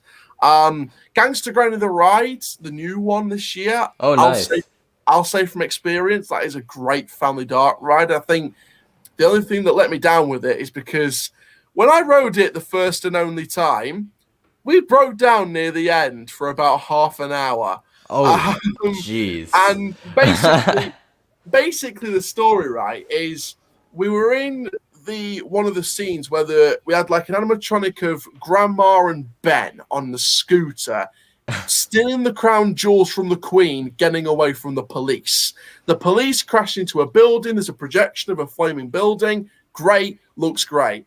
We stopped for about a minute, and I'm like, are we being moved on, or is this like a tense effect where they're going to shut the lights down? There's this big effect or a smoke effect. Then it gets to 5 minutes, and I'm like, something's definitely going on ahead of us. And then we see the screen projection turned off. And bearing in mind, I could see the projectors turn off. I'm like, oh, right, that's happened. And we end up wasting half an hour of our day when the queues were about 0 for the thrill ride. They were about an hour when we got off the breakdown. So, and brutal. The funny thing was, we kept turning all these Tannoy announcements. And there was about a 20-minute loop of Grandma just saying, sit tight, we'll get moving as soon as possible. Sit tight, and we'll get you moving as possible. Oh, my God. It's like insanity. That over and over again. If you're in the UK, Americans, if you break down on a dart ride, be prepared for some Tesco Tannoy announcements that's like you're in a shopping centre or mall, as you guys have it. Be prepared for a Tannoy announcement that's like, cashier number 6, please. Can we get this fixed, please? And this is going to end up being a continuous insanity thing because it literally drove me up the wall. Like riding one of those like classic RV toys up the wall. It just drove me up there. And it just really annoyed me that. That was the only thing that annoyed me about it. But the rest, we got started straight away because it got silently moved into the next scene. And the next scene just went on as planned, but the transitions were just off because of the breakdown. So, apart from that, it's a decent dart ride. So there's a few out there that are the classics. Jewel used to be a great classic dart ride of mine, Alton Towers, but they've had effects not working for about a few years now, and they haven't really maintained it as well. So it's sort of dropped in my list. So there were some classic family dart rides that I used to like. Toyland Tours was a brilliant waterboat dart ride from Matt Rides. Became Chall in the Chocolate Factory in 2006. That was even better. And now it's the Alton Towers Dungeon, which is a separately ticketed attraction. So you know my thoughts on that in a theme park. When you already pay the admission price, absolutely. and pay an extra £5 or £6 to do the dungeon every time. So, and the dungeon's like a midway attraction anyway. You have one in York, got one in San Francisco, you got one in Berlin, London. I've done the one in San Fran, actually. Yeah, and that's a separate ticket attraction on the midway, isn't it? Well, I mean, there is no I mean, I guess there is, like, I think Madame Tussauds, which I guess technically is Merlin or whatever. Yeah, but like you have to pay like a few quid. Correct, you have to pay for it. Yeah. Imagine paying a few quid, like £6 to do it now. I think it was £5. It's now gone up to 6. Doing that attraction, it's been here for 2 years, no changes, same attraction for 2 years. Doing it at least once for £6 in a park that you already have to pay £50 a ticket for. Yeah, I could. That would definitely be annoying. But it's decent. It's a decent dart ride. Good acting scenes. The boat ride's been nicely themed up, and it looks different from Chall and the Chocolate Factory. I'll say that for a fact. One other favorite of mine was Pirates Adventure at Drayton Manor. I love that dark ride. I loved it. It's now closed. All the stuff's been auctioned off for it. They'll use the building for something else under the new ownership. But I loved that dark ride. It was classic animations. It was like B-Tech Pirates of the Caribbean without all the Disney-fied music. It delivered the same magic as Pirates of the Caribbean at Disneyland Paris when I did that in 2006. So it delivered that same magic, but it's like a very non-Disney way. And it had that classic pirate music in the background as you're sort of going through this water boat dart ride, sort of through all the animatronics. It's like da da da da da da da da da da da da da da. So classic pirate music, and you just felt entwined in the experience. You felt intrigued and enthralled into it. So that was another dark ride that I loved. And I'm sad that most of the best dark rides I've experienced in the UK is gone now. But, I'll still love Pirates of the Caribbean, and I'll love whatever new dark rides come my way in the UK. Yeah, absolutely. I will say, I just want to say this now, just so for the stream we get through things a little quicker. Like answering some of these questions, I think we have to shorten it a little bit, and I've been going along as well on some of mine, so I'll just say that. For my favorite dark ride, mine is actually Indiana Jones at Disneyland. Rise of the Resistance is actually not my favorite, even though I've done it, so unpopular opinion, but yeah, Indiana Jones would be my favorite. With that being said, we're going to move on to the quiz. If you haven't gone in yet, make sure to. We only have 3 people on here, but you can get in still even after it starts. So I'll give about 30 seconds. Yeah, we'll do that. And I guess while that's happening, we'll answer one last question. Thoughts on the 10 inversion coaster going to Flamingo Land? Looks like a nice ride for them. I don't know how it'll ride because I've heard Colossus isn't good, but it's the other model, so hopefully it'll be a nice addition for them. Yeah, what I'll say from experience is Colossus has got worse and worse, and with the Smiler bringing in 2013, Colossus has become inferior. Sorry, Thought Park, but that's the God's honest truth. And I think this is a great investment. There's a bit of history behind this coaster because this was going to open in Brazil at Hopi Hari, but due to finances, they couldn't open it. So it was transferred to be in storage at a park in Malaysia, the Movie Animation Park Studios in Malaysia. And then Flamingoland bought it from there and sort of installed it through there. And it was originally a rumor. At first it was just a rumor. And I was one of the first to report on those rumors back in February 2019. I believe that first video came out about this coaster from me. And I think I've sort of grown up with this project, and same with the World of David Williams Alton Towers and things like that. I've grown up with this project, and rumored to be called Inversion, which is not the most exciting name, but it's not like Defiance. But I think it's a decent name. I think they're replacing the I and the O in Inversion with the 10, so it's 10 looping. So that's pretty cool. And I know Flamingoland marketing team does a brilliant job. They did well with Pterodactyl and loads of attractions. So I've got every confidence in this ride. And it looks like it's going to open in 2022 now. So this will be a 2022 ride, which makes 2022 a stronger season because it wasn't looking very obviously big with the likes of obviously Southport Pudgeland with their new coaster and whatever else is happening with the parks. So that was the only major thing for 2022. So it's nice to see the inversion's been pushed back to sort of give that year a bit more strength. But I've got full confidence this will be a signature ride for Flamingoland, the signature coaster. So I'm really happy with that. Yeah, it should be a very nice addition for them. But yeah, it is crazy how long this thing has just been like out there, basically. It's insane. With that being said, we are going to move into the quiz. I'm going to start it. Like I said, you can still join the quiz after I start it. So we're going to start now. And that's going to be that. So like I said, if you want to join, click the link in the pinned comment. First question is, what year did Disney's Animal Kingdom first open? Was it 1989, 98, 92, or 96? So let's see what the answers come out to here. And the correct answer is 1998. Opened on April 22nd of 1998. So I actually guessed 1989. So. You got it flipped around. But yeah. Next question is, what is the confirmed oldest operating steel coaster in the UK? And obviously, it's not the one in the picture. That's not even an option. But and Hashtag the big one. this one is going to be a little weird to explain. So the correct answer Oh, here is actually Little Dipper. We don't have an opening year for it, but we know it opened at latest by 1975, which would actually predate Steeplechase and Revolution. So I that never one would is a have got little that. weird, but yeah, that is the oldest confirmed steel coaster in the UK. Not coaster, obviously, because there's a lot of woodies there. But yeah. Next question is, which is faster? Mr. Freeze or Storm Runner? Correct answer is Storm Runner. It's 75 miles per hour compared to Mr. Freeze's 70 miles per hour. Yeah. So, yeah, if you didn't know that, there you go. Next question, which is faster, Smiler or Hang Time?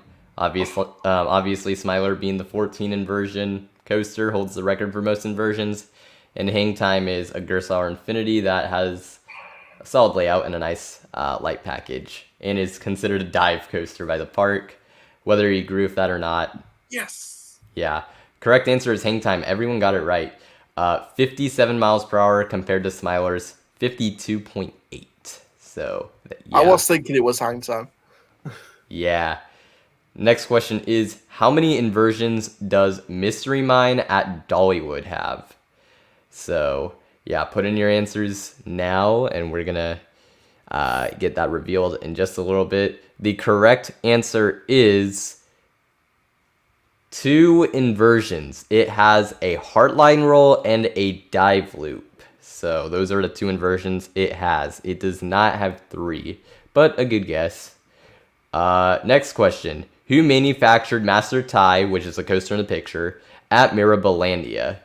This is a dueling steel coaster that I believe is actually Mobius Loop. I don't you don't get to ride, I think, both times, but I believe it is actually Mobius. Fun fact about that.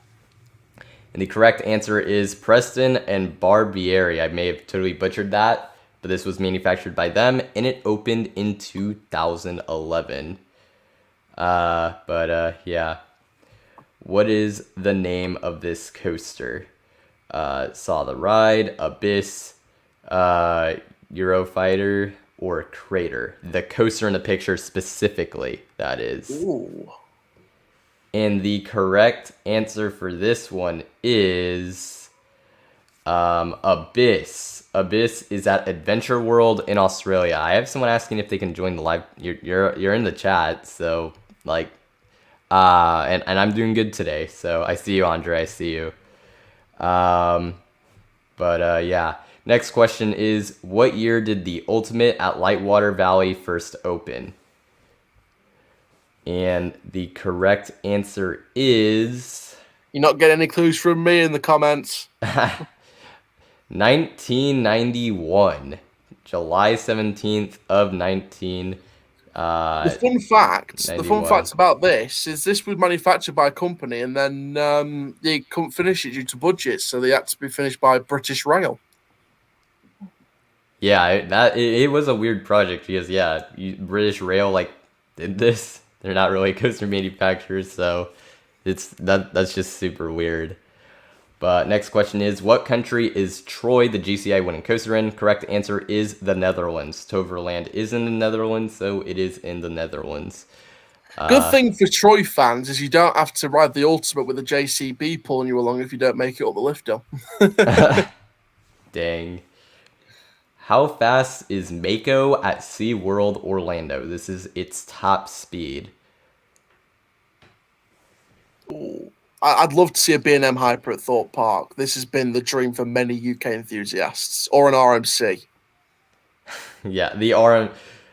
Yeah, they could benefit from either, really. Correct answer here is 73 miles per hour. Everyone got it right. That's awesome. No using RCDB or Google for this. I should have mentioned that earlier, but I feel like I don't have to. I feel like that's kind of obvious. But with that being said, next question is, what is the longest coaster at California's Great America in track length? Not necessarily by ride duration, although, I mean, it would be the same, I'm pretty sure, regardless. And the correct answer is Grizzly. It's 3,250 feet long and is one of the most pointless coasters I have ever ridden. So there's your answer. What year did Dynaconda first open? This is the SNS 40 coaster at China Dinosaurs Park in China. So, The yeah. weird thing about these multi-dimensional coasters is there was actually rumored plans for where the Swarm was. It was actually going to be a multi-dimensional coaster, and then they chose a Wing Rider instead. Oof. That's all I'll say. Correct answer here is Dynaconda opened in 2012, April of it. 2006 was Edgenica, so that's why I put it there. Next question is, what park is, I'm going to butcher this, Trainon located at? This is the world's only SNS free fly I think it's called free fly, which is confusing because there's 40, but yeah. Anyways, this is located at Skara Summerland in Sweden. So that is the correct Speaking answer. of Summerland, good luck to Farup Summerland on their new Vekoma for 2022 Phoenix.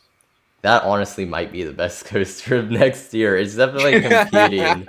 I don't know if it's better than Pantheon, but I don't know. The best new coaster and non-delayed coaster. True. Yeah, there you go. That or the Fun Spot RMC, it's looking like. Next, correct answer for this one, and this was the coaster in the picture, Flying Apsaras in Western Region. So that is the correct answer.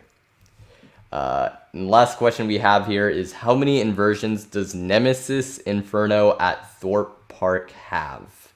It's more than the original Nemesis. And the correct answer is 4 inversions. It has a vertical loop, a 0G roll, and 2 corkscrews. See, that's the difference between both Nemesises. The Nemesis doesn't have a 0G roll. The Inferno has one. So that's the sort of inversion difference. All right. So with that being said, our first place was Asterisks. I don't know who is that. Someone can let me know. He's a fan of mine. Okay. All right. Oh, okay. So are they named that in the chat? Just want to see who it is. Okay. So then you got first. Congratulations. The Quacken, super close in second, just behind by 3 points. And in third, we have Frontier City, Silver Bullet fan. So yeah. Thank you to everyone who participated in this quiz. And with that being said, we're going to move on to our next segment. I'm actually going to have to speed things up a little bit here because... shout out to fourth place, by the way. Apocalypse over Croc Drop is an interesting name. Apocalypse at Drayton Manor over Croc Drop at Chessington. After a Croc Drop to find out. Nice. But we're going to move on to YouTube shoutouts, which is where I shout out channels that have reached or are very close to a milestone. Though, like Aaron said earlier, he is very close to 2,500 subscribers. So make sure to subscribe to him if you haven't already.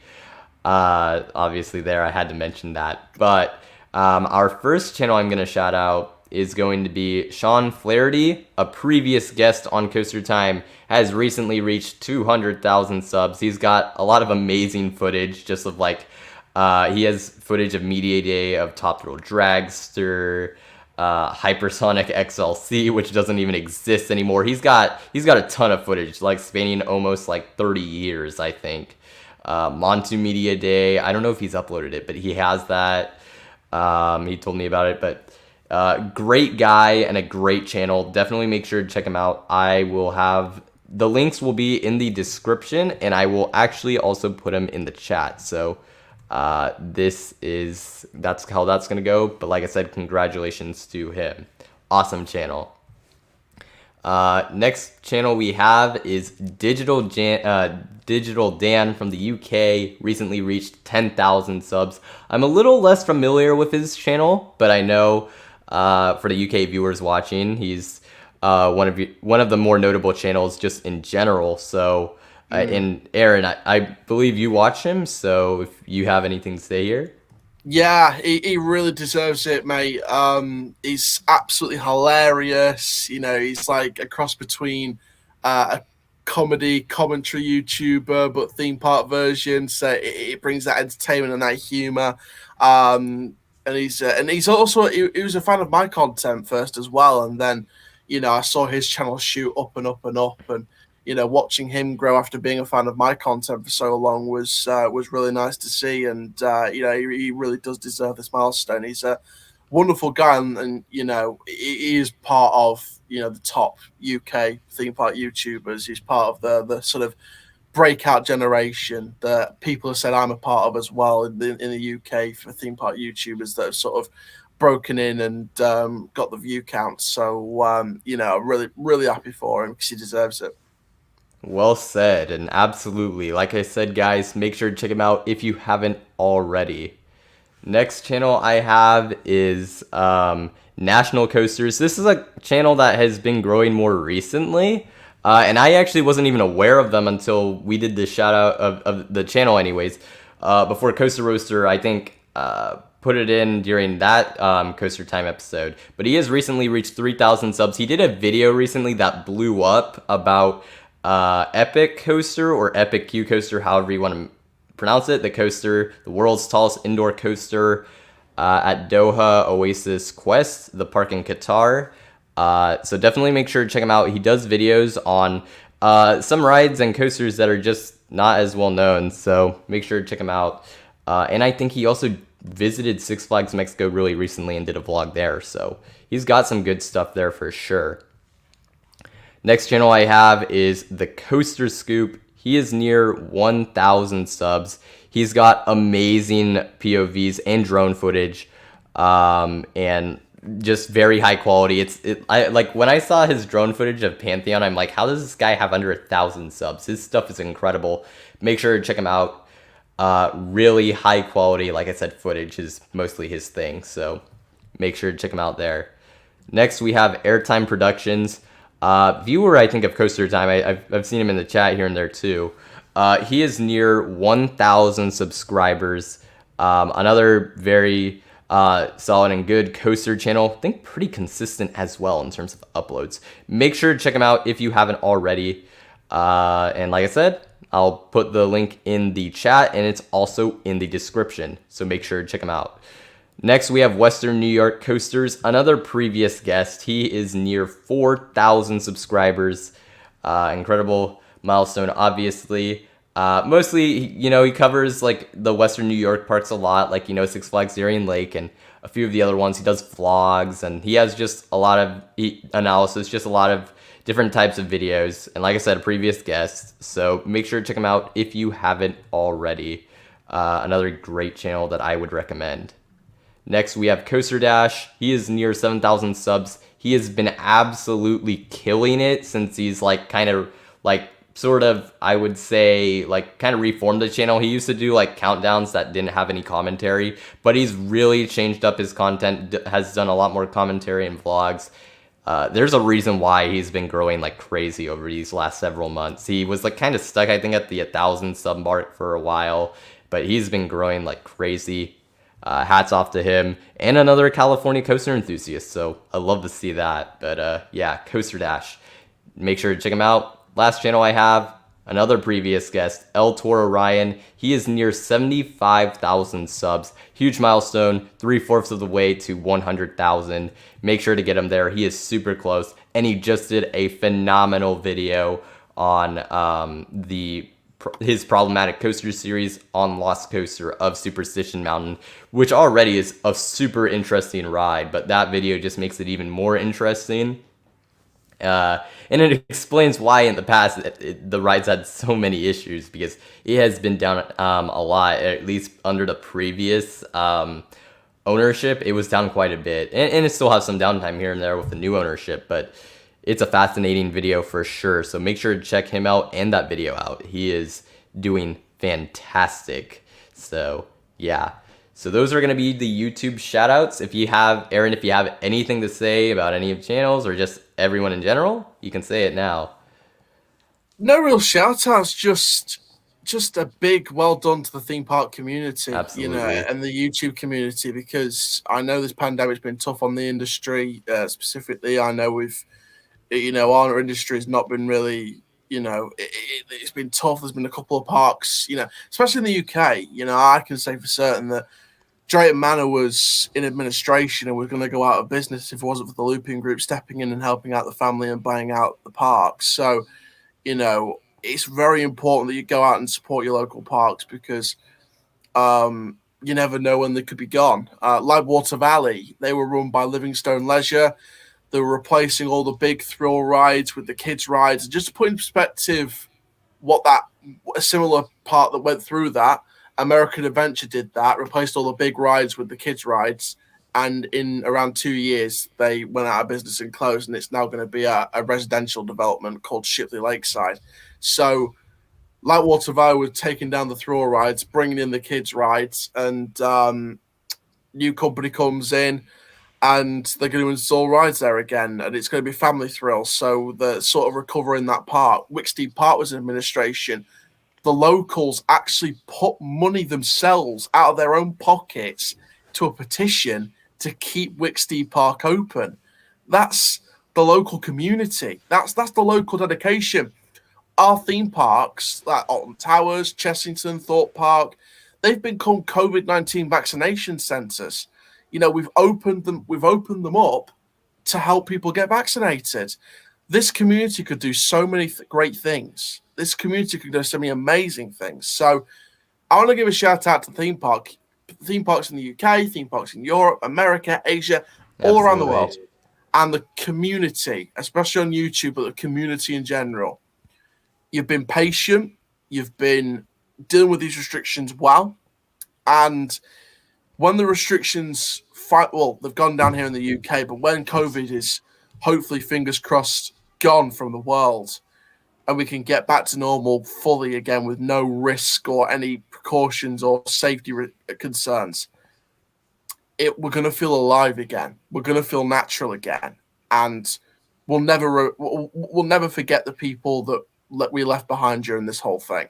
And I want to big up the entire community from the bottom of my heart, from the bottom of Coaster Hour's heart, from the bottom of everyone's hearts. We thank the community, we thank the parks, we thank the owners for putting money into your parks during a tough time, getting the locals help.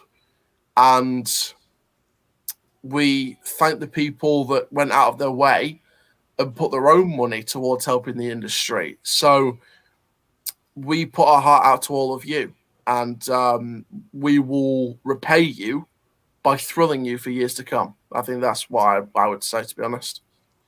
Well said, well said. I like that you actually actually mentioned the parks and everything during the shoutouts. That's very unique. I haven't had that up to this point, so that's awesome. They have definitely for sure stepped up to the plate during the pandemic. And then same with content creators, stuff was pretty dry, but people found new ways and new video topics and things to do. They really stepped up to the plate, I would say. So that was absolutely fantastic, and I completely agree with pretty much everything you said. So that was awesome.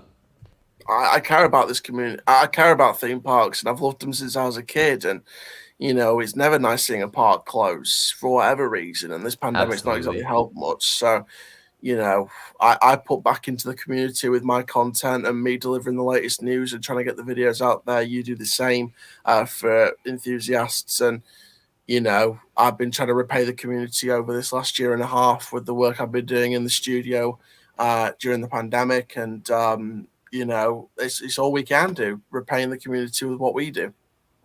Yeah, absolutely. It's been crazy. The live streams, when I started it, that was pretty much because of the pandemic. I was just I just want to do something to, talk about things that we like and kind of get our minds off of all that's going on during that time. And that kind of ended up being how this thing kind of started, Coaster Time. That was part of it, at least. There's definitely a lot that went into it, but yeah, absolutely. But like I said, that was really good. Well said.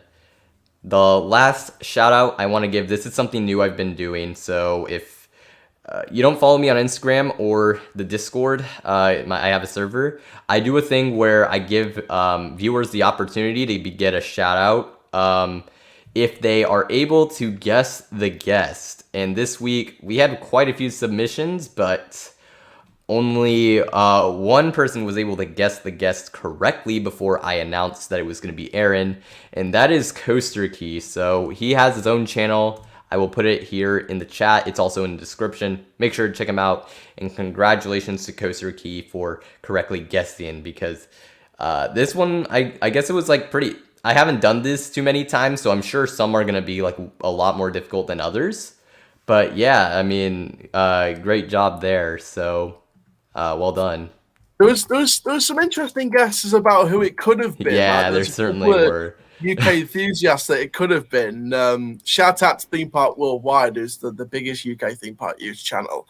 They were guessed, I think, at one point, and I think Yes. Coasterbot was guessed Coasterbot. as well. So, There's quite a few. Shout out to Jack Silkstone. I don't know if he was guessed, but shout out to Jack Silkstone, who's a great YouTuber and a good friend of mine. I'm trying to think. I'm not sure if he was guessed. There were quite a few, so it was like, I was like, whoa. when I got like all the guesses, I'm like I may have made this too difficult, not giving more hints, which I think I did. So I'll try to improve on that for the future. New segment, but what are you gonna do? So with that being said, I'm actually gonna change this up a little bit. So I think we'll have a longer Q&A session toward the end. I think that's the route I want to go, and we'll just go over this one, if that makes sense. And we'll just flip it around right now for questions for the viewers. So this is where we are the ones asking the questions to you guys in the chat, and you guys can give your answers. But we'll also give our answers while you guys are like doing it, because there's a little bit of stream delay, if that makes sense. So with that being said, first question for you guys. Favorite moment on a wooden coaster? Aaron, do you have one? I do, in fact, and it happens every time I ride this coaster, but when it happened the first time, it sort of took me aback, and it was the first ride on the Wicker Man. Ooh, nice. It was like, and bearing in mind, like, the flume where it sat, I had a really deep connection to, because I loved that ride for years. I remember when I was a kid, and I might not have been tall enough to go on it at the time, but I remember seeing it as the classic log flume with the classic log flume boats as a young kid. And when I was tall enough to actually go on it, by then it had already transformed into the Flume Unplugged, when it had this Imperial leather sponsorship, and the logs were changed to bats. So I had a connection to it. Yes, a log flume theme to baths. Who'd have thought it? Yeah, they had this whole bath time thing, and they did the same thing with Bubble Works at Chessington, where they brought like a Imperial leather sponsorship, and they changed it from like a fizzy pop factory into a bubble bath factory dark ride kind of thing. So, and then then they removed the sponsorship, and it was just left to rot before Gruffalo came in. Same with the Flume with Wicker Man. So as soon as the Flume's time was up, I was like, no, I love this ride. It was perfect. We've only got like one major water ride now, and that's the Rapids. And that's barely themed now. And so when this Wicker Man came in, immediately I was like, this is going to be interesting. And I followed this development. I didn't have the channel at that time, so I was following this development myself for a while.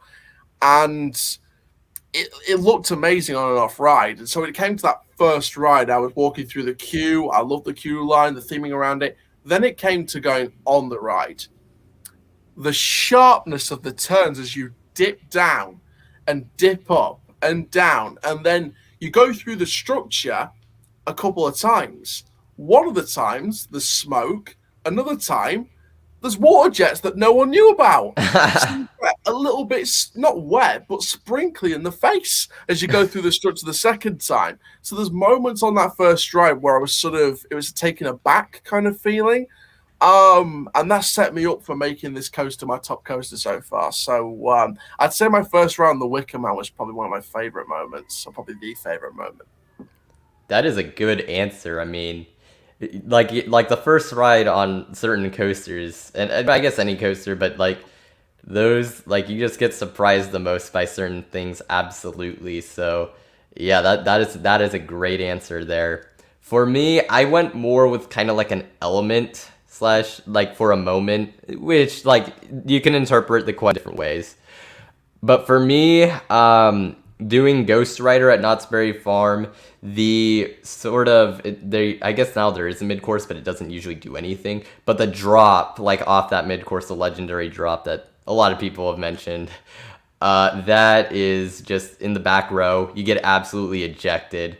First time I did it at night was insane because it's just you like you can sort of see it coming, but you really can't, especially in the back. So it was just insane. So that, I would say that's mine. And let's see what the chat has to say. Someone agrees with you. Wickerman, their first ride on it.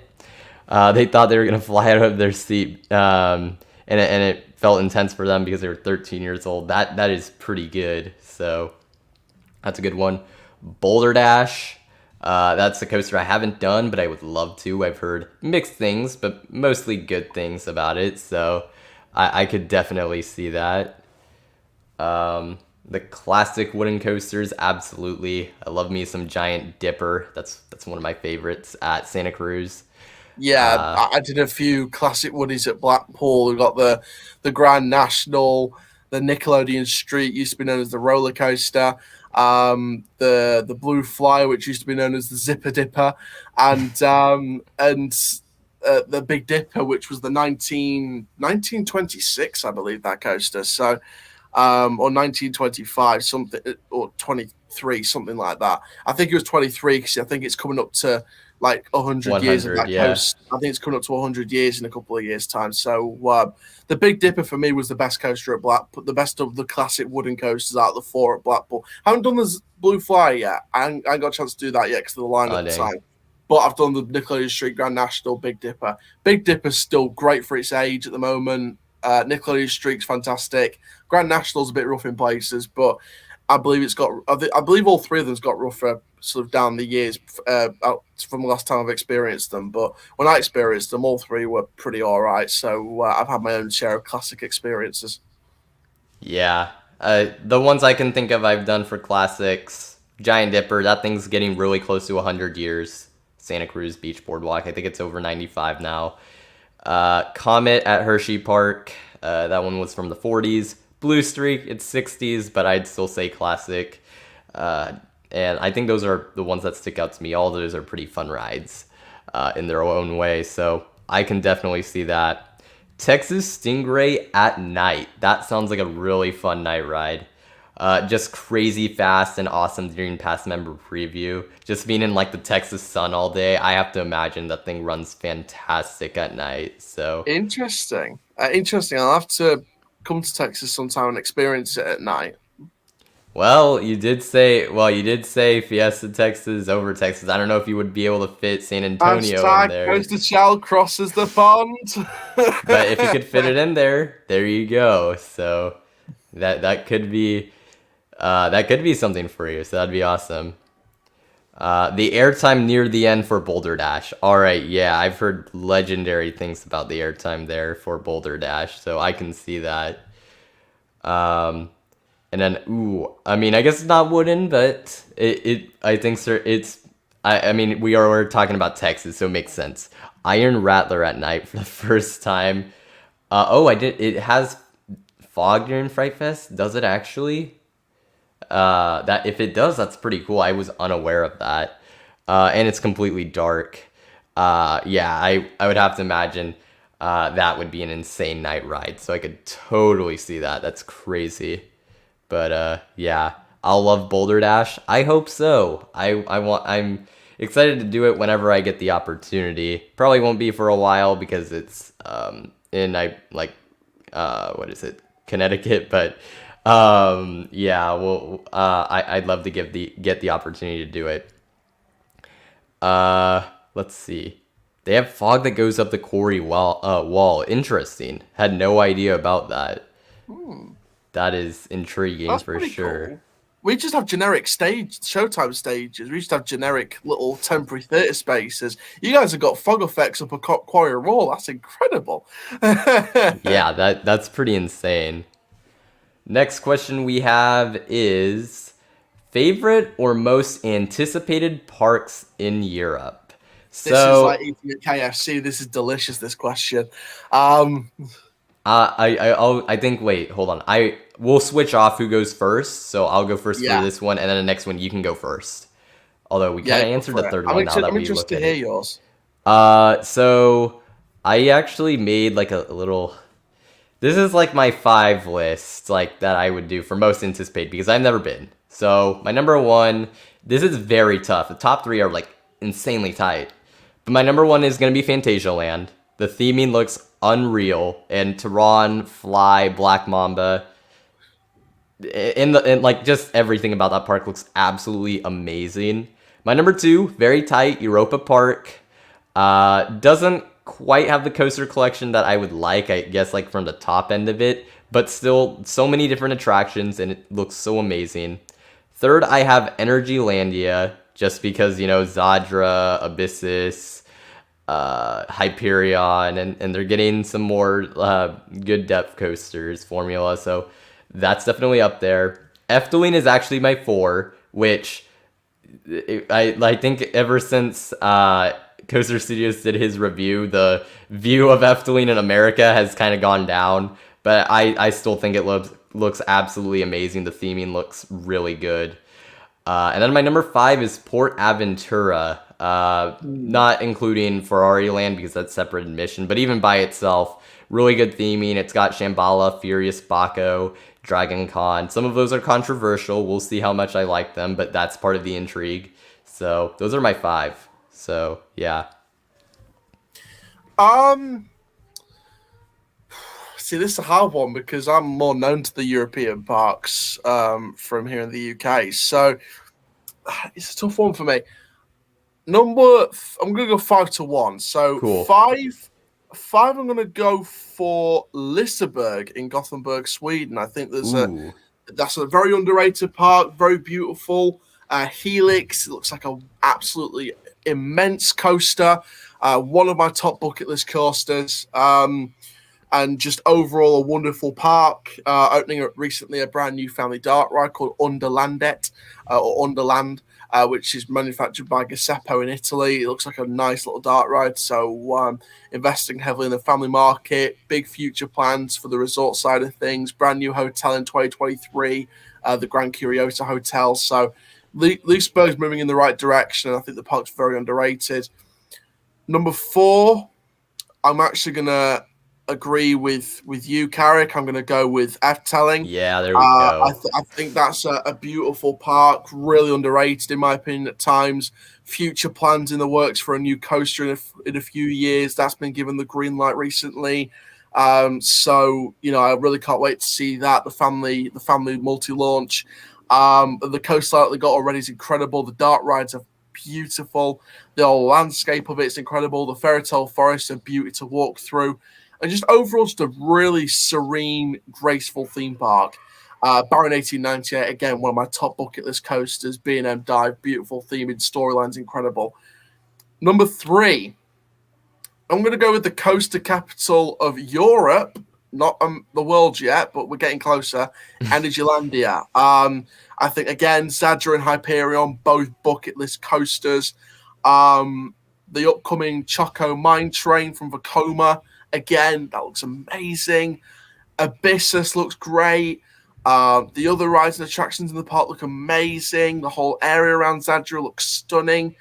And Energylandia, again, they're just on the way up. Rumors of a 2024-2025 tilt coaster by Vekoma. I can't wait for that. That's pretty much a done deal. So that's going to be happening in the next few years. Oh, really? I can't wait for that. I really, really can't. It's a next generation tilt coaster as well. So it's the revamp of the model. I think what we're probably expecting from the Iron Rattler Mine Ride concept that was in the Six Flags Qiddiya concept art. Okay, so like that. Yeah, that's like the modern adaptation of the Vekoma tilt coaster. So I think we're expecting something like that. Or maybe if Qiddiya's been updating their plans and they've removed that from their plans, maybe that whole concept's going to get that park. Who even knows what's going to happen with it? Yeah, so I think Energylandia for me is top park for me, and it's easy to travel to from the UK and very cheap according to hotel bookings. So might make the trip out there next year. Second place, this is a hard one. I'm gonna go with, because I think it's a very underrated park, I'm going to go with Movie Park Germany. Oh, And nice. the reason why I've gone with that is because they've got a very underrated selection of roller coasters, especially if you're an enthusiast. Um, Star Trek Operation Enterprise, Mac multi-launch looks amazing. Movie Park Studios, the brand new coaster for this year. I was so disappointed and gutted that COVID prevented me from getting out to the opening day and the media day of that. Because Oh, I would have gone to the media day of that. But with the whole travel restrictions, it sort of set me back. So I will be there hopefully next year or in the next couple of years to ride it. I've been covering that project for a long time now. That's amazing. Um, they have some other wonderful attractions, all themed around the cinema and the best films in the cinema. And overall, it's just a wonderful theme park. My number one, and it's been a bit of a stretch between Europa Park and Phantasialand, but in terms of the overall experience, and this is why Phantasialand's not in my top five, because I think it might be a couple more away from reaching the top five for me. I'm going to go that's with Europa fair. Park. I'm going with Europa Park at number one. And the reason why I'm going with Europa Park at number one is because it has the entire package. It's like Disney without the copyright. It just looks it looks amazing. And to be fair, it does have a monorail that looks like the Disneyland monorail. So it looks again. And an Epcot ball looking like thing. Yeah, the big old spaceship Earth, which is it's now Euromir Can coaster. So it's got a Moulin Rouge theme. Eurosat, like I Eurosat believe, yeah. Can coaster, yeah. So it's got a bit of a Moulin Rouge kind of theme now. So they've got a brilliant coaster lineup. They're improving that in 2023 with the brand new Mac Big Dipper style coaster, where Traumatica Horror Events is normally located. So that's going to be part of a whole new area with a few new attractions. So, exciting future, brilliant lineup, feels Disney-fied with the shows and the different themes of shows as well. The water rides look drenching. The Mac family own that park. You can see they care about that park because of the detail they go into. And yeah, I think Europa Park's probably my most anticipated theme park in Europe just for the overall experience. Yeah, I can totally agree with that. Europa and Fantasia are really like super tight for me. The So reason why I can see that. Phantasialand's not in the top five is because I think they're just a couple of little pieces of the puzzle away for me compared to other parks that bring something unique and different. Because I don't just look at the most anticipated in terms of the size of the parks and the amount of attractions they've got. I look at it for its uniqueness. And for me, That's fair. Phantasialand is unique, but it's not as unique as, say, Movie Park Germany with its cinema type atmosphere or, like other parks with their different types of atmosphere. So I think it just has two little pieces of the puzzle together and then it should be in there.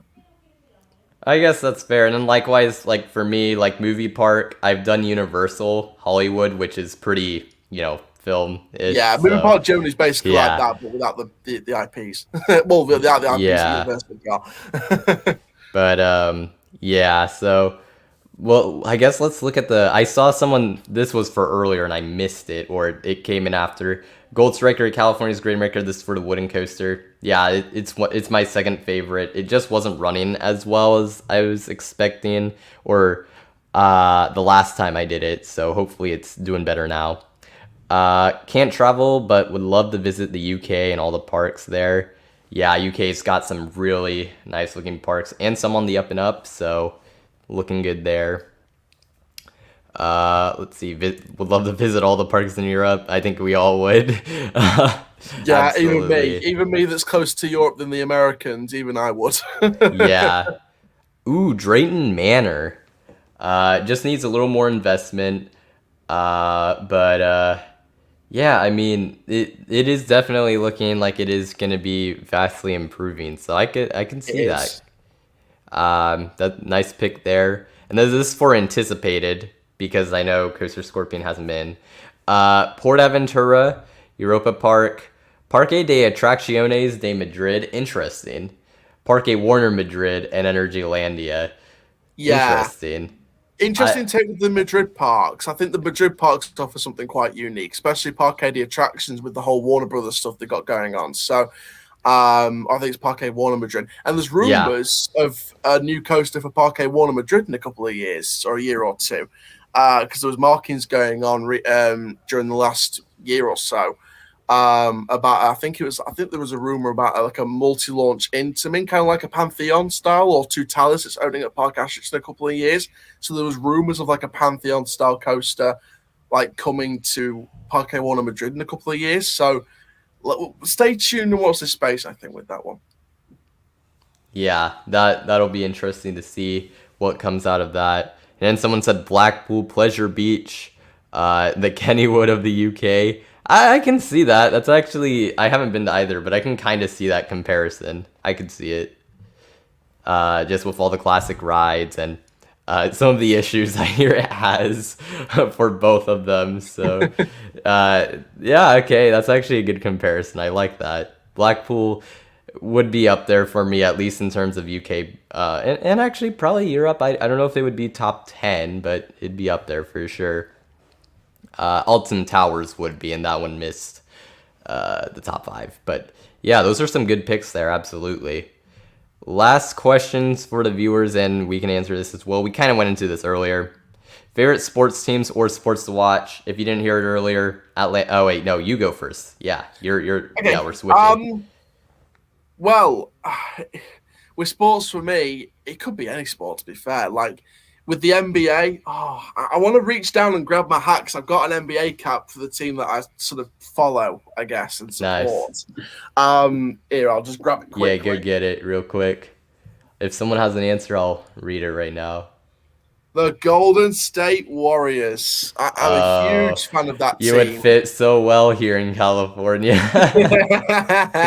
California fans, I have made your evening. Actually, NorCal, not SoCal. Sorry, we got the Lakers. Fair enough. Fair enough. But yeah, got a bit of a Golden State follower. Not gonna lie. Steph Curry and Kevin Durant and that whole era. It was great to see. With the NFL, I do look at most teams and sort of follow from a neutral standpoint. That's obviously good. Soccer in America, football in the UK. Doncaster Rovers is the main team, of course. Obviously, there's loads of sports stars that I like watching in different sports. Obviously, tennis, there's individual stars that you sort of watch. In the Olympics, there's stars to watch out for. In fact, in the Olympics this season, someone from my hometown, Doncaster, got silver in the Taekwondo, which was that at Sindon. Oh, wow. That's awesome. I think his name's Bradley Sindon, who got the silver medal in the Taekwondo. He's from Doncaster. So I think he went to a school not too far from where I was. So local legend. And I think he's around my age as well. So, nice. He's done really well for himself this year. And, Donny's produced a lot of interesting stars. We've produced stars from Louis Tomlinson of 1D to Jeremy Clarkson, who likes punching things. So I think we've produced some interesting stars. But yeah, in terms of sports, there's quite a few individual fandoms, should we say? Yeah, I mean, it's crazy. Like, I can't follow that many sports, but it's like, and there's only certain sports, I'll be honest, that I like am interested in watching. But I mean, it's cool to hear someone who has like a bunch of different interests. So as you mentioned earlier too, but like just hearing it more now. As for me, as I mentioned earlier, Atlanta Falcons. I watch NFL a lot. I will watch college football from time to time. The Olympics, when I can, I'll check it out, whatever's on, But other than that, that's kind of it. Like, I can very occasionally like watch like soccer. I will during the World Cup just because it's convenient. And NBA very once in a while I can watch. But I'm not like super into any of that, but I'll check it out from time to time. And I see some people are putting in what they play or played. In high school, the only sports I did were cross country and track, so that's what I did. So yeah. Did you do any sports in like high school or anything of that sort, or? I mean, during breaks in college, I did sort of play football with my mates in like the indoor hall. I did loads of sports at secondary school before college. Not really too much at university. Maybe a little bit of basketball here and there, but not a lot.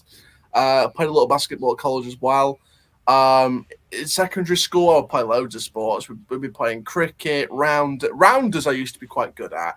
One of the sports I wanted to sort of go into before acting was rounders, and that's because I kept hitting ones out of the park. Rounders is like our answer to baseball, really. Okay. So I think that's how we call baseball over here, but baseball sounds cooler. But I Yeah. think, but yeah, rounders I used to be pretty good at. Like I didn't get injured, thank God. So I was kind of lucky in that respect. But I did strike a few out of the park strikes, which kind of made me feel great about it. And I used to play tennis a lot as well. I think there was one point when I was sort of fitter than I was now, where I sort of wanted to be a junior entry for Wimbledon, but I sort of never pursued it in the end. So because of my studies, so I sort of stepped away from the sports field. That's fair. But hey, you've done a decent bit, so that's cool. I guess like time to time, like just fooling around, I'd play football, but not like seriously. So, because I would have died. So, yeah, American football that is, I would have died. So, yeah, I see. Yeah, I The don't get club this. that hasn't won a trophy. Oof. But that's their team. Trust me, Uh, the football banter in the UK is off the scale. It is like if you have your football fan communities in America and they sort of take shots at each other's clubs, times that by about 1 million, and you yeah, have the I've UK heard about football it. It fan looks community. insane over there for If you you listen guys. to if you watch videos online of like the funniest English football chants, you'll know how ruthless we can be. And this is not when we're just drunk. This is when we were sober. Like Yeah. I was talking to a Doncaster fan on the bus today, and he said Sheffield Wednesday away. Who's a rival of ours. Sheffield Wednesday away. Walking down towards Hillsborough, we're going to be ranting and raving at those Sheffield Wednesday fans, throwing abuse, not even when we're drunk. And I'm thinking to myself, yeah, I can probably see that happening. And the police have Yeah. actually closed access for Rovers fans to every pub around the Sheffield Wednesday area. And they're like, it's not going to stop our fans. Our fans. It's not, a pub's not going to stop them from ranting and abusing. So it's Yikes. ridiculous, to be honest. Yeah, it sounds pretty crazy. Someone says they'd actually love to go to the recently announced Cedar Point's esports arena. I Yeah. am like I've heard about esports and everything. I'm pretty unfamiliar like with it entirely, but we'll see how that is for Cedar Point. I I might go do a imagine vlog from there if I go down to the park at some point. I don't know if it's something I would do, but it's good to see that they have something like that there. They have also like a bunch of like sports fields already and stuff. I saw plenty of that. I was like, oh, that's nice when I last visited. Like watching American football, Patriots. It's a Falcons fan. I'm not gonna be the big. I mean, you've already told me, but yeah, as a Falcons fan, I have some bitterness toward that. Soccer, and you also like playing basketball. That's cool. Mm. South Carolina, the Gamecocks, yeah, the college football. Yeah, that's Jadeveon Clowney came out of that college, so I don't follow college. I say I watch it. I don't watch it super. I don't follow it super seriously, but I just like to see like some of the best players because they're gonna be like NFL prospects and whatnot. So that's cool. College football and baseball, watch out of the blue. Yeah. But yeah, I think that's all of them. So we'll move on then to the let's see, what is the next thing I have on here?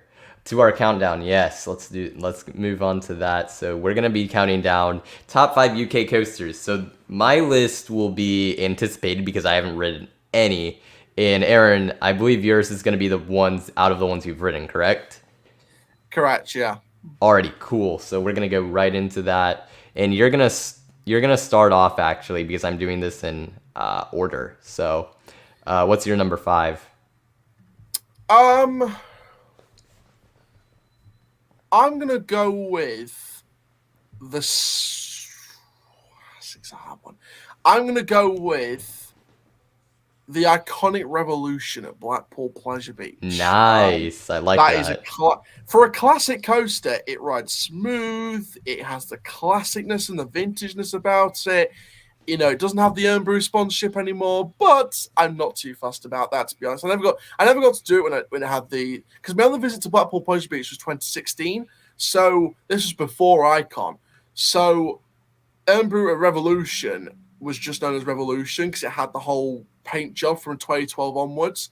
So I did get to do it as Earn Brew Revolution, but I do remember it as the Earn Brew Revolution. I even remember it before the Earn Brew Revolution when I remember seeing the old color scheme. But for an old ride, it's smooth. It's smooth as a set of curtains. It's brilliant. It's amazing to ride, and like I said, a vintage classic at the park. Yeah, absolutely. Like these arrow shuttle loops look so nice. So I definitely want to do one, and that looks like one of the better ones, honestly. Just because I don't know, it just looks that way. Because the other ones, I guess actually I imagine it has a decent amount of downtime, but the ones over here in America are like insanely bad in terms of like downtime. So hopefully that one's better. With that being said, my number 5 is at the same park. And this is anticipated, so how I do this is it's not the 5 that I think will be the best. These are the 5 I'm most interested in riding. And I'll just say now that Stealth won't be on here because I've done Intimate Accelerators already. And there's going to be a few coasters that are probably better than these, but I've already ridden something similar, or we have something similar here in the US. Like Megaphobia is another one, so we have Rampage, so that's that. But my number 5 is actually going to be Big One at Blackpool Pleasure Beach. Now, yes, I've heard this ride isn't particularly good, but it is iconic. It is a piece of like just coaster history. One of the most iconic coasters, at least I would say, in the entire UK. Whether, like I said, if it's good or bad. At the very least, it is a long ride. It's got what looks like a decent sense of speed, and the first drop looks pretty nice. I've heard there isn't that much airtime on it, which I might be okay with because Magnum, my issue with it was the restraints. When he got airtime, it just was painful as heck. Still a good ride, but it was still super painful. And Magnum, it was a little rough, but I didn't really mind it. But Big One, I'm just really curious about how this thing is going to be. So that's my number 5. So yeah. It has the nickname Big One Monorail among the UK enthusiasts. just giving the American enthusiasts a bit of context. Some UK enthusiasts used to have a bit of a joke. We call it the Big One Monorail because even on the back row, you never get airtime on the big hills. Never. So the hills were profiled so weirdly, so it's a kind of a shame. So B&M retrack in the future. Well, I'm probably going to anger the UK community now. They're like, no, the Big One is sacred. We'll sacrifice it to the great god Jeffrey Thompson. Nice. What is your number 4? Number 4, I'm gonna go with Galactica at the Alton Towers Resort. Nice. The reason why I've gone with this is because it's a wonderful coaster. I think the restraint system's quite compact, but I think the transit, again, like I said, I see new coasters or coasters like an artist sees a painting on a canvas, the fluency, the transitions, the collage. The fluency in transitions from the 0G onto the back, the turn to the front again, later on, and the 0G roll, the addition of the portal as well. I think that this is an out-of-this-world coaster. Did I prefer the theme as air? Yes, because there's no VR now, so what's the point? But I like the addition of the space portal. I think it's a nice addition to the theming, especially with no VR now. You can just enjoy it and feel the smoke on your face when it comes through that portal element and just fly into the fly to lie element, and then before the light to fly. So overall, decent coaster. Let's see what happens with the future of that. Let's see if it goes back to air or not. That honestly might be my 6th. I will say I don't have it on here, but it is like it was a pioneer. Obviously, the first B&M flyer, and it's. I know you've said that you just mentioned that you liked it better as air. I'm still very curious to ride it, just because it is. I do like flying coasters. I've only done Tatsu, but I do really like it, so it's definitely up there for me for sure. My number 4, and this is probably also going to be one that's is also from Blackpool Pleasure Beach, and this is actually the Grand National. So, like I said with earlier with classic wooden coasters, I forgot who brought it up, but I mentioned I also like them. And this one seems to have the best looking layout in terms of airtime and whatnot. I don't know how strong the hills are. I hope they're good. And I've heard it's a little rough, but I think that I can deal with it. And it's got the racing aspect, which is really cool as well. But just once again, a super iconic looking coaster.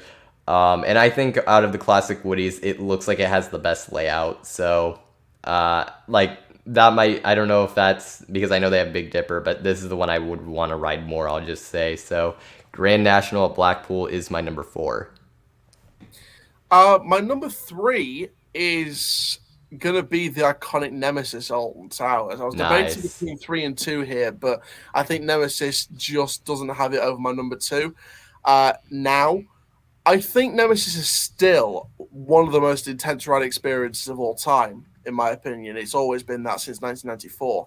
So this B&M inverted coaster is a once in a lifetime experience. Once you experience it, you love it for the rest of your life. I remember my first experience when I was a very tall 6-year-old, 7-year-old child during the late noughties era of the UK, back when TikTok didn't exist. And I love this coaster. I loved the original. We used to have like a little waterfall in the queue line, and it used to be dyed red for blood.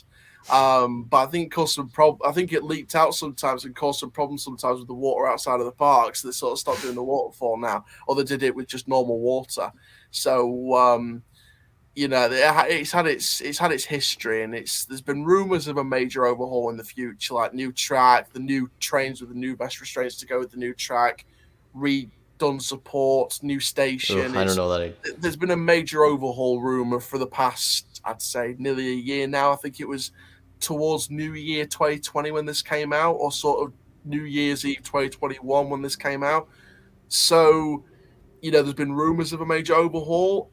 I don't know how long we're going to see that happening, but the first talks are there that it could be happening, or it's set to be happening within the next few years. So we'll see what happens. If it gets done, we'll see. If we're looking at an overhaul, we're looking at a Banshee style train and vest and things like that with the sort of triangular vest restraints, I guess.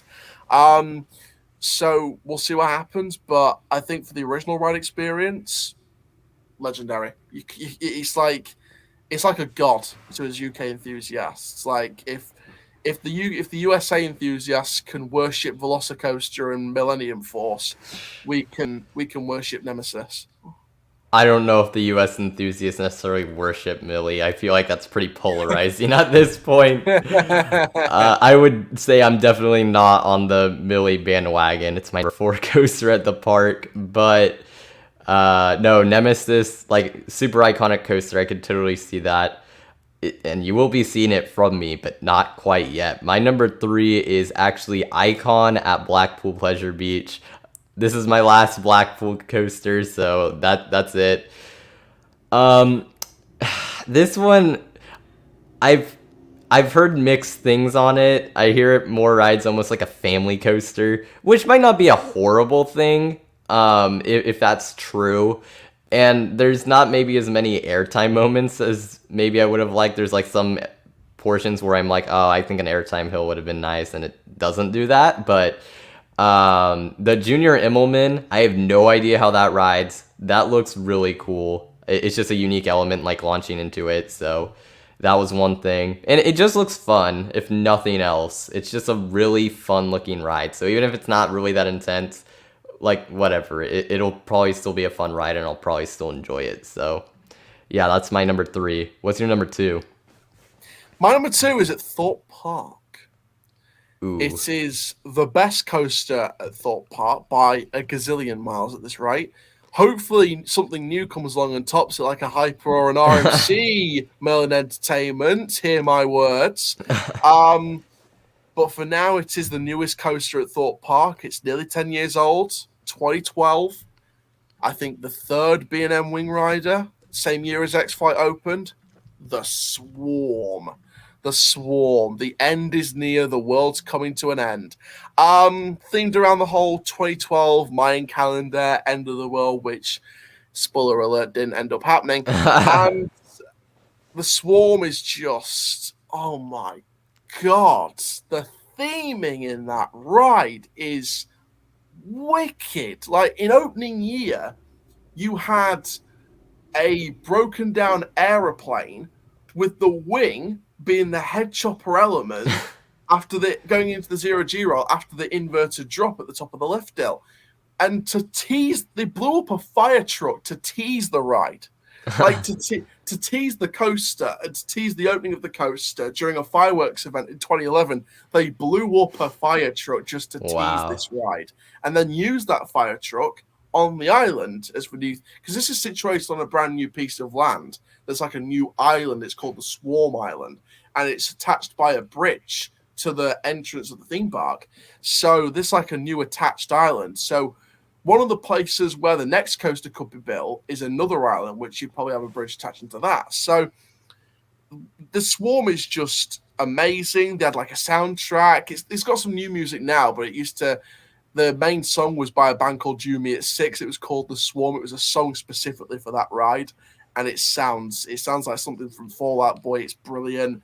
The whole thematization of this ride is incredible. Even the toilets look like an abandoned building blown up by an explosion. And one of the sideshow stalls is an emergency container opened up, and there's another sideshow stall or an old sideshow stall that's like a tipped over lorry, and it's had its top opened up, and that's the sideshow stall.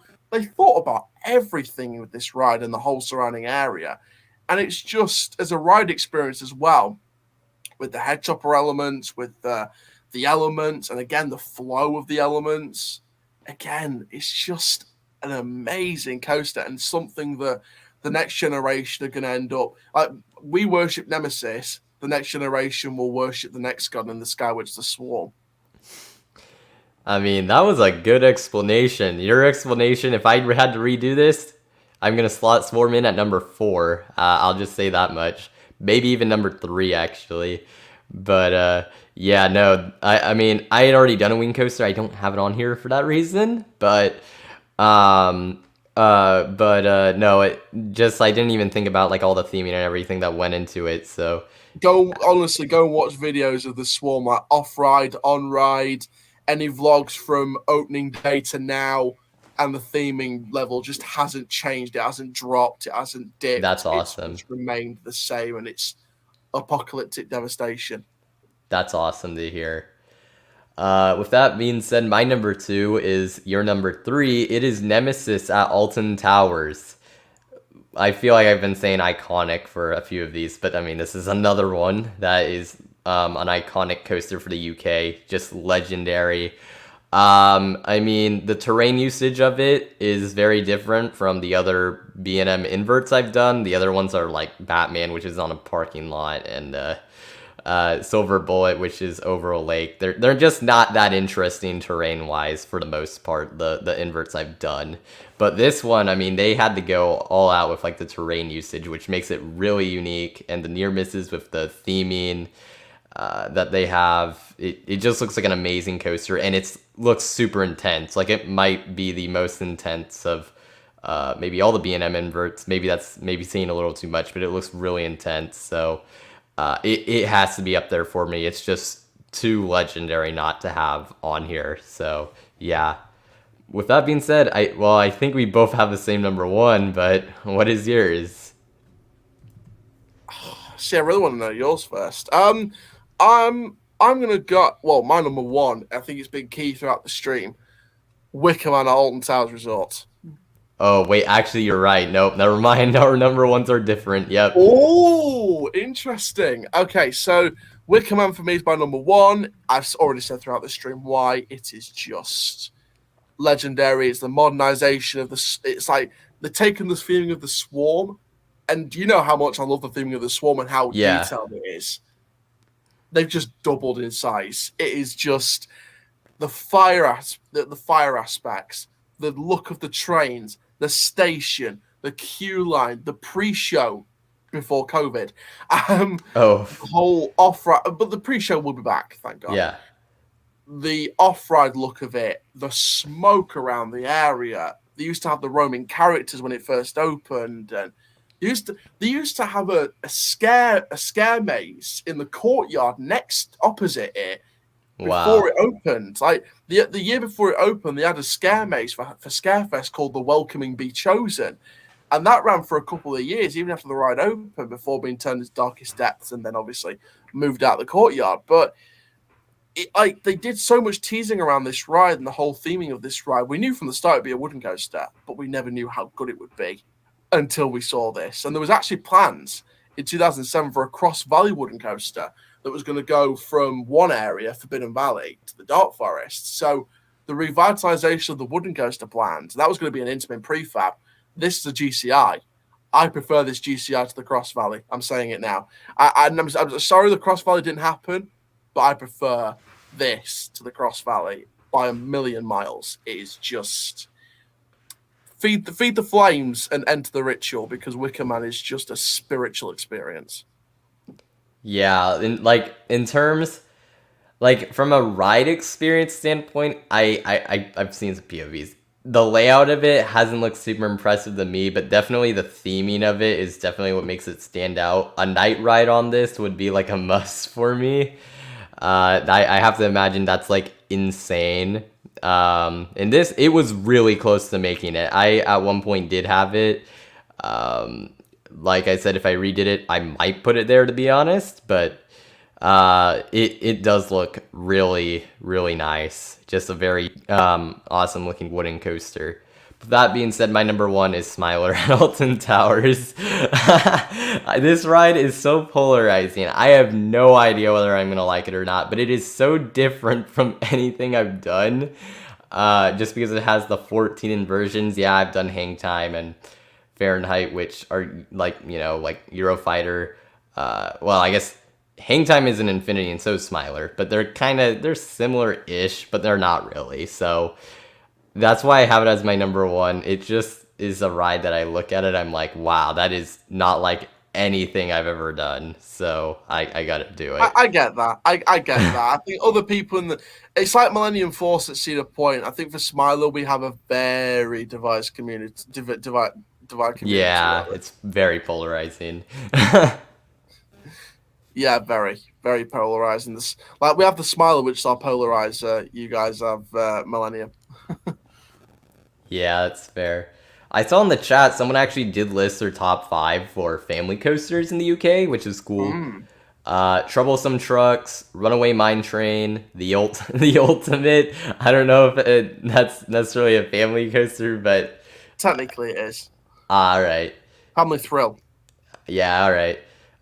2, Accelerator. I actually don't know what that is. That used to be Ben 10 Ultimate Mission at Drayton Manor. That's a family boom brand by Bacoma. Oh, got it. And then 1 It was rethemed a few years back, Nice. so the whole Cartoon Network license shape going. So Yeah.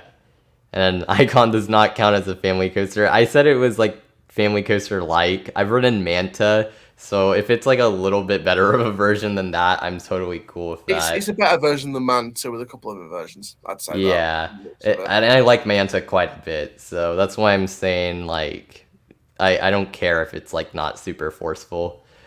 But yeah, so that's gonna do it for our list. Very different from each other. I'm a little surprised actually. I mean, the first 2 I figured would be like you wouldn't have it. The other ones I was surprised, but that's cool to see. I like that. So yeah, with that being said, we're gonna move on into our last like sort of segment before we wrap this thing up, and that is topics to discuss.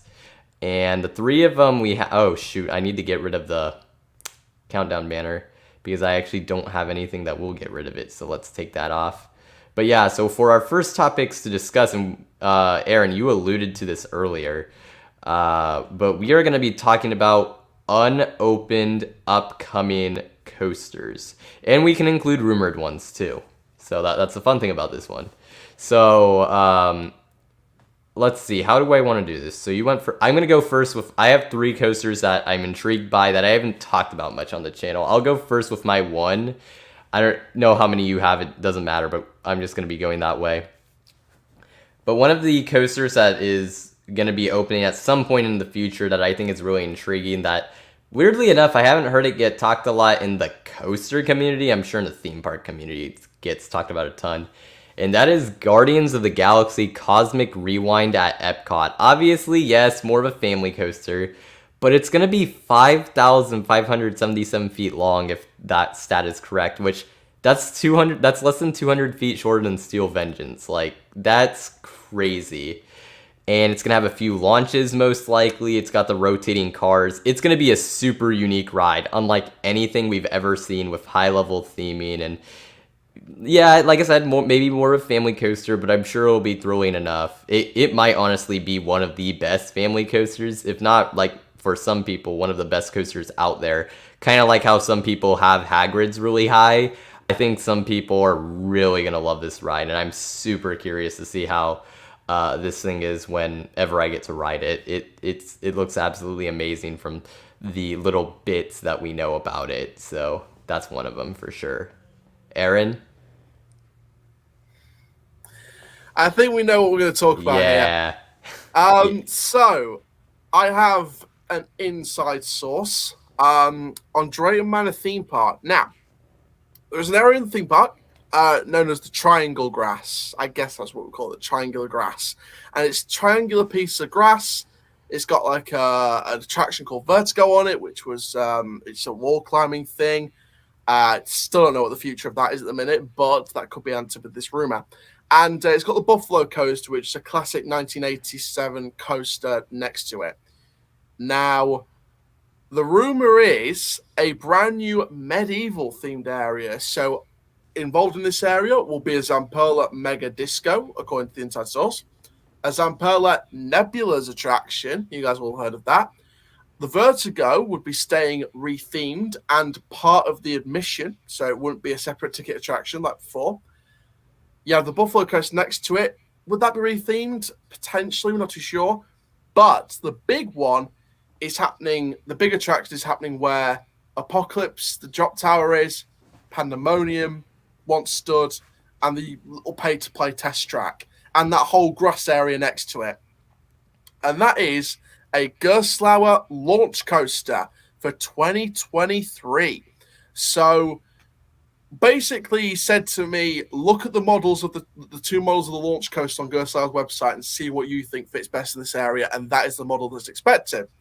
So I did my research, and the model that I think looks best on that site and looks like it will fit in that site is the same model, the same clone as Lynette at Summerland. So basically, we're looking here at a clone of Lynette for 2023, rumored to be called Viking as part of the new medieval area. So that's the next area that's going to be developed. We had Adventure Cove, where GeForce was, and Shockwave was nearby, and Maelstrom. Now we've got this whole new area taking place near Buffalo, where Vertigo is, the whole triangular patch of grass. And to be fair, there was rumors that was the second entrance next to the triangular grass. So if they're going to use that second entrance where the hotel is, you could be driving into that second entrance, the opposite side of the park, and see this new area. So interesting room. That's the only one I've got, but that's fair. I mean, it's a pretty interesting one just because no one's covered it basically. So outside of you, of course, but yeah. So keep an eye on Drayton Manor as we mentioned, like you said, 2023. That is probably something that's coming on the way. So absolutely, it's going to be interesting to see how that all goes. For me, two other coasters, I'll just briefly mention them real quick that I think that I'm keeping an eye on. The SNS Air Launch Coaster in China at Changsha Window of the World.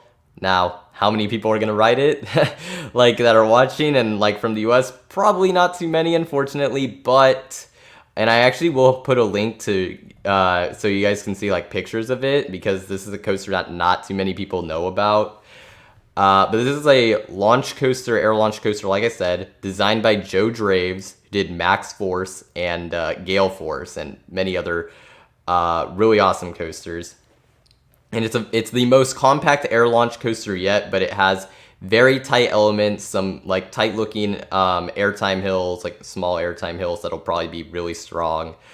Two 0G rolls and a reverse dive loop. And like I said, it looks so compact that I mean, this thing's gonna probably like run like an absolute beast. Like it's gonna be like probably super intense, and it has an actual layout. It is very short, but it looks like it's gonna be very small but very powerful. So that's a coaster to keep an eye on. And the other one is actually Turbo Turtle Power at Nickelodeon Universe, going to Chongqing, China.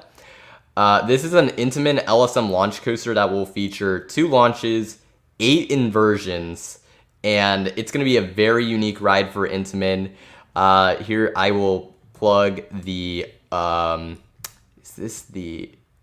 this is a concept that someone made just based off the layout that was shown in a Amusement Today article or magazine, I think a few months back. And then I will also get a photo of the layout because that should be that's also interesting as well. But it looks very unique for Intamin. Like I said, 2 launches, 8 inversions. It's gonna be crazy. So that's another one to look forward to that isn't very well known. I see Iron Gwazi. I'm definitely looking forward to it, but I've given the SeaWorld coasters their time in the spotlight for sure. So I decided it wasn't best to mention these, but that's another really good one. So yeah.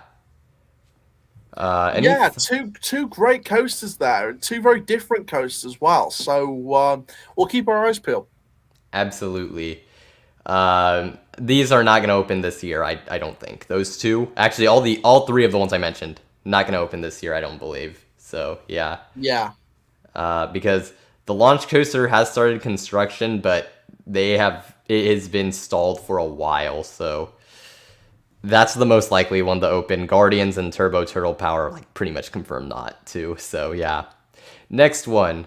This is for you, Aaron. So you mostly like do news on your channel and like you do news updates. And I guess we have actually gone through some of these during the chat, but like just basically, what are like some of your favorite parks you've ever been to? We already went over your coaster count, so we got that covered, and we got your hobbies, but just maybe just like tell us a little bit more like about like yourself in terms of like coasters, like maybe that we don't necessarily see on the channel. Well, in terms of parks I've visited, it's mainly Alton Towers, Thorpe Park, Blackpool Podge Beach, Drayton Manor, Flamingo Land, like Water Valley, that sort of thing. Nice. In terms of one, and I've said this a couple of times on the stream tonight, one thing that people don't really have known about me is that when I look at a new coaster, I think like an artist looks like a canvas, and I sort of, how an artist paints and how the colors merge together and they don't clash, and the flow of the painting and the story of the painting as well. So that's how I look at new coasters and new coasters that open as well, and new attractions as well. How does the ride's motion flow together nice to create an overall great experience that's not too rough, not too soft, I guess, that it's not thrilling enough, and how the flow of emotions, because I don't just look at coasters there in the flesh and attractions there in the flesh. I think about it psychologically, what's the target audience emotion wise, and what do they want to get out of it, and do I feel that, or is there any other emotions that I feel riding coasters? There's a particularly great video on the Smiler from a show here in the UK called Blue Peter, very historic show, it's been around for decades, and a thrill engineer called Professor Brendan Walker sort of attached this helmet to the 2 presenters that were riding it again, and it was an emotions thing, so it measured what kind of emotions, and it shows that people don't actually know what emotions they're feeling on rides. So with this being a 14 looper, it would show what different emotions we're feeling. So like, and it's different people as well. So one person was like 74% happy, and there was mixes of nausea, anxiousness, tiny little bit of sadness. And then another presenter was like 58% sadness or something like that, but it had like little bits of joy, little bits of anger, a little bit of nausea, etc. And the psychology of attractions is what intrigues me the most as well. And not many people don't know that. Not many people know that people just think, oh, I'm just this wonderful, this guy with a funny accent that talks about coasters because he knows a lot about them. I love the psychology about them, and that's what intrigues me a lot more about them. What do they make me feel, and how do they make me look at the theme park industry a lot more? It's definitely, I would say, a very unique perspective, at least compared to other coaster content creators. It's a very unique perspective to look at coasters and rides. And I mean, it does seem like, I would imagine it does play a role in like when they design the rides and everything. Like they have to think about that. So very like that, like just hearing that, I was like just like very surprised, and that's very interesting. Like just to hear how you are more intrigued, like really intrigued by them, like psychologically, which is a big part of coasters that a lot of us like just gloss over, myself included. But no, that's really cool. So I appreciate you talking about that. Yeah, absolutely, mate. And I'll always love the psychology of attractions, and that's what's always going to keep me bringing back. Yeah, absolutely. So, like I said, thank you for sharing that, like throughout the stream and here now. So that's awesome. And the last topic we have is a question for you. This may get changed up a little bit, but my question is, how are you able to get your videos up so quickly related to news and stuff following an announcement or news? Like there's sometimes, like I said, where I have a Discord where we have a thing where people post news like when they see it. And sometimes you actually, not too often because they're pretty on top of it, but there's sometimes where you're able to beat them and like create an entire video before anyone puts in a link. So I'm just like, what in the world? Like, how do you do it? I think at that point it was just a lot of spare time and a lot of scrolling.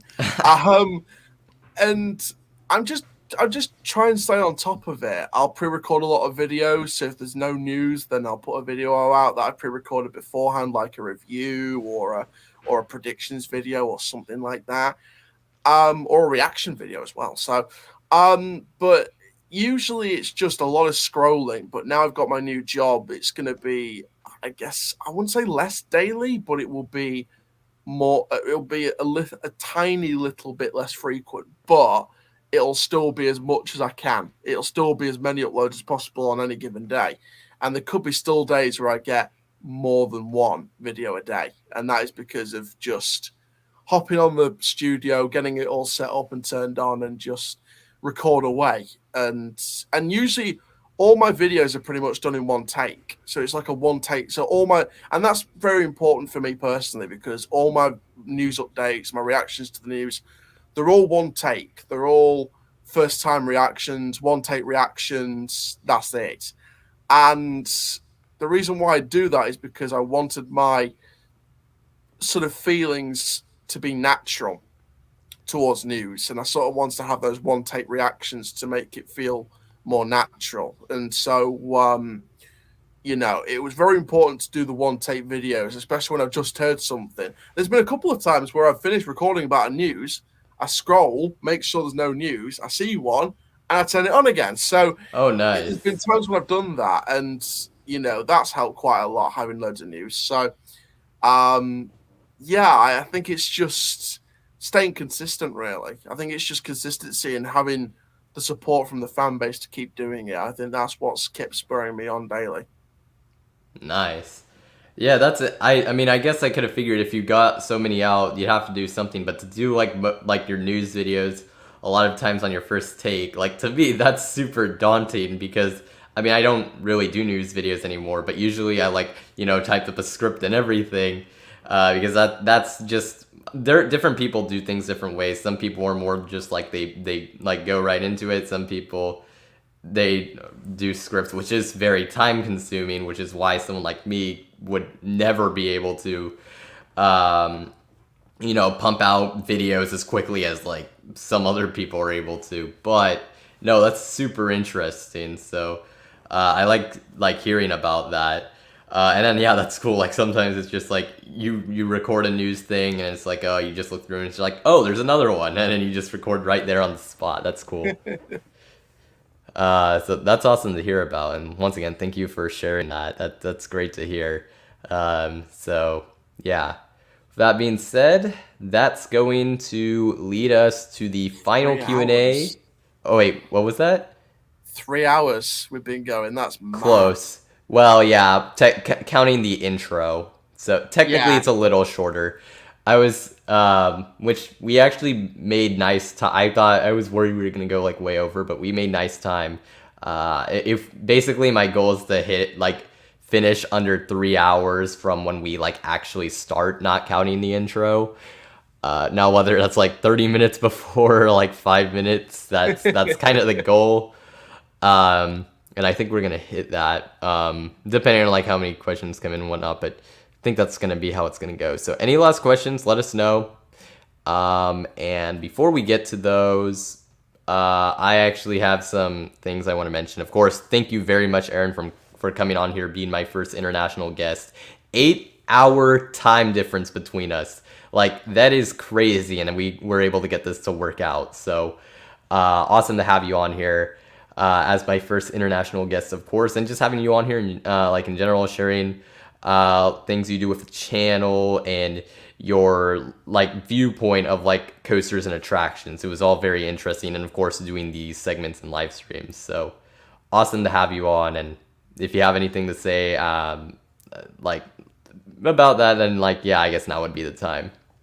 Yeah, it's honouring to be the first international guest. Like when you look at channels like Theme Park Worldwide and Jack Saltstone with the biggest subs, I was sort of expecting one of them. But no, it's nice to be the first international one, not just UK, but anywhere outside the US as well. So it's wonderful to have that honour and bestow upon that honour and be a part of the show as well, and to interact with the US as well, because I think sort of part of my fan base, or at least half of my fan base, are American viewers. So, to be able to interact more with the American public and try and get, more fans over there in the States to watch this as well, and to get the fans from the UK involved today as well it's been great. And I hope to always keep getting the support from the US, and hopefully one day I'll be hashtag crossing the pond. Yeah, I hope so. Hopefully, both of us, like just different directions, in the near future. That would be awesome. But yeah, absolutely. And actually, I had two of my mods on here. Mr. Cola Roaster came in for a little bit, and Coaster Shardark. They're from the UK, and it was like this was like the one, like this is the stream that like actually came at a convenient time for them, but they just happened to be at a park today, so I had to miss out. Of course, I hope they're having fun at those parks, but I just wanted to give them a shout out. They've been mods on my Discord server and longtime viewers of the channel, so just wanted to give them a shout out. So yeah. And they wanted to see this, but like live, but it just wasn't able to work out, which is kind of funny. But it's still, I'm sure they'll like check it out afterwards. So, and like I said, like huge thanks to them for doing like the modding on both my Discord and here. So yeah. With that being said, let's see with the questions. I'll go into one more thing after this. Let's see. Do we think Six Flags Discovery Kingdom would get a gravity group doing wooden? No. No, I sorry to say, I do not see it.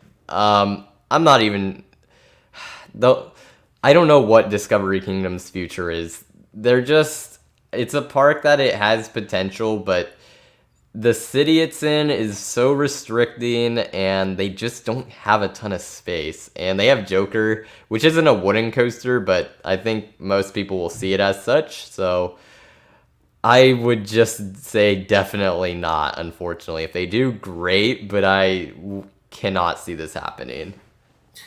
I'd like to see it, but I really don't think this is gonna happen. Yeah. Straight Even a up, gravity group wooden coaster would be like insane, but a dueling one I just think is like flat out impossible. If I'm wrong, well, you got me there this time, so remember that. But yeah, do we think Cliffhanger? Yeah, Cliffhanger is gonna be a success. 100%. Like barring like like COVID shutdown or something that would like affect when they opened it. And like affect capacity. No, yeah, this is gonna be a success. Dive coasters are almost always a success for parks, and this is going to be the most popular ride there, like, for years. I have, like, no doubt about it. So it's going to be successful. It's going to bring people in, and it's going to be exciting. So yes. And you agree with me, I guess, right? Yeah. 100%. Yeah, so no doubts there. Interesting. What do you think about the cleanliness of amusement parks in general? Like, how important it is? It definitely, It's vital. Yeah. It's 100% vital. The cleanliness of our amusement parks in the UK can be questionable at times. At a couple of them, Thorpe Park especially.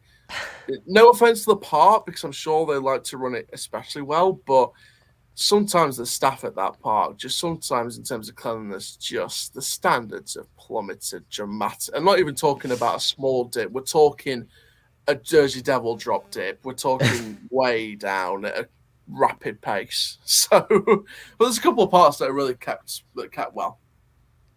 Yeah, I Holson's, for example. Yeah, but I would cleanliness of a park is super important, because if you go to a park and, like, something's not clean, that's gonna nag on you for, like, the rest of the day. I guarantee you it will. Like, it's just gonna be something in your mind. Like, it just is. Like, when I go to Discovery Kingdom or Magic Mountain, I just see something that's like, yuck. It's just kind of, it sticks with you.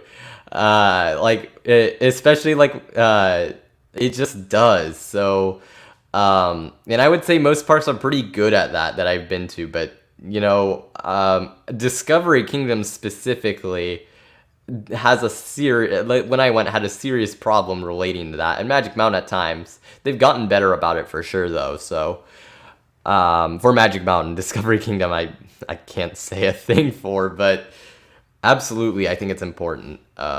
Like, you don't want to go to a park like you're going there. It's I don't know how to word it, but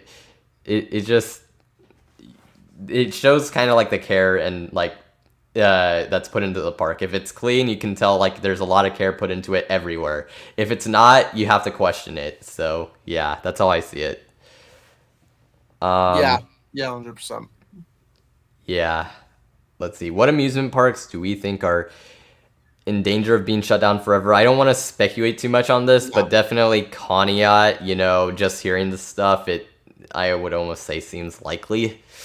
For Conneaut Lake Park, and that's I'm sure there's plenty that are not in good situations that I could think of if I wanted to, but I'm just not going to do that right now, because you never know what's going to happen. Yeah, same here. I don't really want to speculate on the UK parks, because the situations can change dramatically. Yeah. Conneaut, though, like I said, that one is, like, almost, I think, kind of a done deal, so that's unfortunate. Are we gonna watch Cedar Point's announcement? They haven't put a day for it, I don't think. We don't really know what's going on. I didn't know Cedar Point was announcing anything. I don't know what's going on, because everyone's, like, the thought was they were getting a coaster this year. Like, they've made, like, some clearing of, like, some area of, like, picnic tables or something, and, like, that's kind of it, and they haven't really done much other work. I don't know if they're really getting anything next year. Probably 2023, but I don't know about next year. If there is, absolutely we're gonna watch. In fact, I'll probably live stream it if it's on a convenient day. I'm sure you will as well, but probably they'll probably do a live assuming it's stream not leaked. Yeah, assuming it's not leaked. So yeah, so absolutely. We're gonna have that Glenwood Cabins announcement, and then that got leaked. Yeah, exactly, right. I didn't go over this early. I think that got accidentally, like, released, because the park didn't release it. USA Today did, which was and then weird. Glenwood Cabins then on their Instagram, Glenwood Cabins ended up just putting, well, it's official. Yeah, I think they gave them the stuff early, and for whatever reason, someone just decided to release it, or because there was nothing on the website the day it got announced, which is super weird. But yeah, let's see. With all of these individual announcements going on, do we miss? I think we kind of went over this. I'll let you go first, Aaron, if you want to just say any more about the individual announcements compared to the, like, grouped one. I'll let you go Uh, first. well, I mean, not really the detailed answer to this one. My stance still stands. I do like the chain one announcement videos. I think they were funny or cringy, but a funny cringy. But the individual announcements could be even better. Someone, Imperial Coaster says they're announcing something in a few hours for Cedar Point. I have not, I mean, we've been doing this stream, so it's possible something came about and I'm completely unaware of it, but I don't, okay, let's see.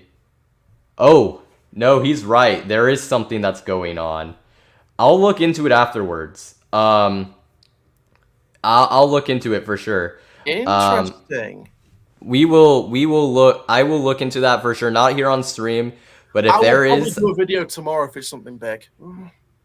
depending. I mean, doing a live stream after this stream would be kind of weird. But I'll look into it a little bit. So maybe there might be something. We'll see. Is there a stream on Facebook? Those in the comment section. Please say if there is one.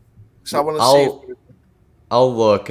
I'll look into it after, but I'm gonna wrap this up. We're gonna probably wrap this up pretty quickly. So yeah, I think that's all the questions. We're right at the mark I want to be. So I'll give my last little announcements, and then we'll just wrap up the stream. The next Coaster Time stream I'll be having, I'm not sure exactly when it's gonna be. Probably we're looking at either Saturday 2 weeks or 3 weeks from now. Might be even longer. We'll see. But that'll be the 1 year Coaster Time episode. I'm going to be bringing back 2 returning guests for that stream. So that's going to be exciting, including maybe the most anticipated one to bring back. So that's going to be exciting there. We're going to do some special things for that.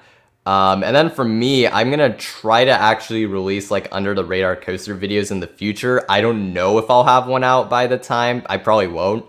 But I want to get back into doing that series and doing videos when I can. Probably not super often, but just whenever. Also, 1,900 subscribers. I would like to get there before the next stream. We're less than 50 away. I think it can be done. It probably will be, to be honest, just because of the plugin before the stream. But that's a goal there. But yeah, that's pretty much everything. And like I said, Aaron, thank you so much for coming on here, being my first international guest. It's been awesome having you. It's been fun doing this, so thank you so much. Yeah, not a problem. And shout out to the United States. You do a wonderful job.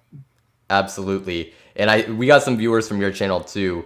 And I imagine some of them from the UK. So likewise. Yeah, thanks to all the UK fans for coming into this one. I know it's starting to get later now in the UK, so so thank you very much for coming along to this, and thanks to the American thanks to Coaster Hour, and God bless all of you, and God bless the United States of America. Absolutely, thank you very much for coming on here, and yeah, this was a lot of fun. So yeah, that being said, thank you guys all for watching, and I will see you all next time here on Coaster Hour. See you guys.